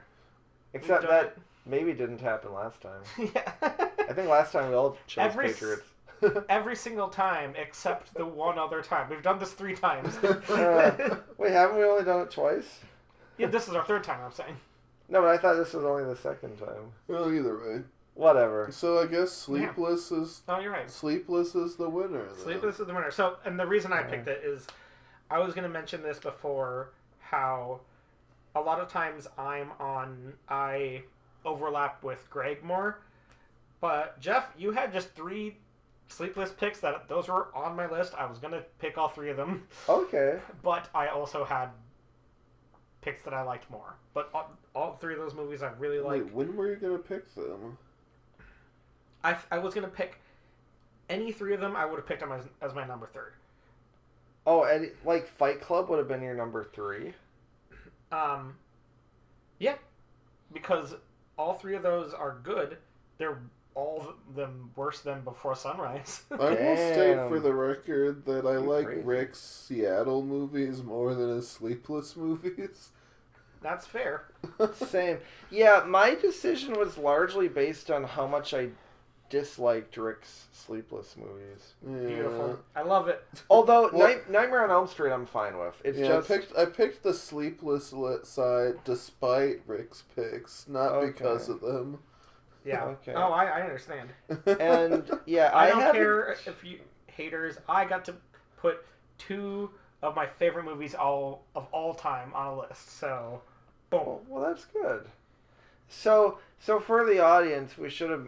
I mean, they probably understand by now because we've done it so many times. But what we just did was picking based on our compiled lists. We're picking which category has stronger movies, and we ended up deciding, for better or worse, that Sleepless, for right or for wrong, that Sleepless movies are better than Seattle movies. On our fight between Sleepless and Seattle, Sleepless wins. But on that note, do you guys want to talk about some other ones that didn't get in? Oh, for honorable sure. mention. Yeah. This might be kind of small because I Yeah. don't have a ton of honorable. Yeah, Well, I don't. Should I go first since I went first? Yeah. All right. I only have like maybe a few here. For Sleepless, I had X-Men X2 United just because of that one character who never sleeps, like one of the kids at the that mansion. is, I would have vetoed that. Yeah, I agree, but I just wanted to give it a shout out. Sure. Um, There is that character. And then for Seattle movies, there's one here that I guess I kind of remember taking place in Seattle. It was on the list of Seattle movies. I don't remember anything about it except that I thought it was good. The Last Mimsy. I think it's like a family movie, like kid-friendly. It might be about like a magical oh yeah. creature. I also saw that on the Seattle list. I was like, did I watch that? I might have, and then I went, and then I kept going. Yeah, I watched it on a DVD on a Greyhound bus. I had a portable DVD player. I had the disc from Netflix, and I watched it on a bus ride. And because my parents recommended it, and I was like, yeah, that's a good movie. But now I don't remember anything about it. But I do recommend The Last Mimsy. See it again for the first time. Yeah, that's kind of how I felt about it. I was like, I could not remember if I had seen it or not. but it's definitely good. And then the other one that I sort of alluded to is a movie called Hype with an exclamation point. And it's a documentary about the Seattle grunge scene, which I was super into as a teenager. My favorite band for many years was Pearl Jam, and I was also into Alice in Chains and Nirvana and Soundgarden and Screaming Trees, etc. Well, that sounds fun. Yeah, it's pretty fun. Alright. Right? Alright, my Sleepless. So I had a few movies that on here that where people stay up all night, I believe. That may or may not have fit the category, like Die Hard, Shaun of the Dead, Deep Blue Sea, Superbad, Sinners. I also, like, that's kind of when I cut it off, because I'm like, that's, like, I also thought Die Hard right away, and I'm like, okay, that's just too, like, yeah. Yeah, so I guess if you leave it that, up in the air, maybe you don't want the category to get too vague, I guess. Yeah. So I picked some movies that I felt, more strongly fit the category. And I also had the Midnight Run on here, I guess. Yeah. And then everything else was mentioned already. Is Midnight Run the same as Cannonball Run? Possibly. And for Seattle, I had, let's see, Mithrigan. Oh. Sonic the Hedgehog 2. I was not going to pick that because I couldn't figure out why it was in Seattle. Yeah, I also just didn't like Sonic the Hedgehog 2 all that much. It was, somewhere in between Sonic the Hedgehog 1 and Sonic the Hedgehog 3, I guess. I agree that it falls between those two. Yeah, and also on the list of Seattle movies was the 2006 Wicker Man with Nicolas Cage. I don't know how that ties into Seattle, but I have seen it. Was the island, off the coast of Seattle? It might have been. It must have been. Yeah. Yeah, those are the movies. Yeah. I have a handful of other Seattle movies. I'm not going to mention them just because we all just were on the same list. They don't matter. But Sleepless movies, I had a bunch. I had 127 Hours. But he does sleep. I think he but might he's awake sleep. during a lot of it. Yeah, I guess he doesn't. But either way, I'm not arguing for it. I just put it out there. The reason I say that is because I did think about that movie, but I was like, no, I'm pretty sure he sleeps. Yeah, because he's got nothing else to do. Because he has those dream sequences. Yeah, he probably maintained normal sleeping hours. I had Close Encounters of the Third Kind. Are they sleepless yet? He stays up multiple nights making that stupid potato mountain thing. Sure. Oh, what an a-hole. But I didn't pick it because Richard Dreyfuss. And he sucks. Fuck that guy. we hate him on this podcast. I think he's alright. I had Her on my list because there's lots of scenes with him staying up all night playing his little game, his little video game before he gets Scarlett Johansson in his ear. Well, I don't know that it's implied that he's staying up all night. I sometimes play games before bed, but then I go to sleep. I think it's just implied. I think he's just playing games before bed. Yeah. Yeah. Okay. Okay. But. All right. So they would have been vetoed, or at least that one. But it's good Zodiac. to give him They literally talk about that he was at his desk until they get there the next morning. Okay. He actually is working out the code all night at the desk multiple times. Oh, multiple times. Okay. That might count. Yeah, that could maybe count. But I didn't remember that well. I remember it was at least one big deal, and anyway, the other two. So that's why I have all these banger movies. So Singing in the Rain. Good morning, it's so great to stay up late. Good morning to you. This whole song is about how we stayed up all night having fun talking. It's so great to stay up late, and now it's morning. They look out the window, and the sun just came out. I believe you, but also I'm looking it up to fact check it. I have that episode of The Angry Beavers where they stay up so long that it becomes the future. Oh, that was nice. How long have we been awake? And then I had The Shining because he's up all night multiple times, just writing and. But also, I think that he's just kind of going crazy and doesn't know what time it is. So. Yeah, I thought about The Shining as well, but I was like, I don't remember. If the movie, the movie doesn't really explicitly say that he's not sleeping. At least I don't remember. He could have slept at some point. Because I feel. I just want to say one thing about the Sleepless categories. One, it's more broad and more movies can fit into it. But also, movies rarely show when people are sleeping. Yeah. So, you could argue that a lot of movies are sleepless because, you never see them sleeping. They're awake the whole time. Yes. That is pretty funny. Any movie where you never see the characters sleep, just to argue that, they've been awake, for years. Zootopia, I don't think they slept Right. once Or during when I was watching that movie. Or the Mission Impossible all movies. take place in one night or something. Maybe. Yeah. Or Forrest Gump, I don't think he ever sleeps. Yeah, he's awake for 30 years. Yeah, exactly. I like that idea. Singing in the Rain, I'm not putting it on, but that whole song is about that they stayed up all night. That's the premise of the song. You're absolutely right. But one line says nothing could be grander than to be in Louisiana. So I won't give it to you as a Seattle movie. But I will you. give it to you as Okay. a Sleepless movie. I was trying to get that one passed on you. Yep, I know you're trying to pull one over on old Jeff Paul.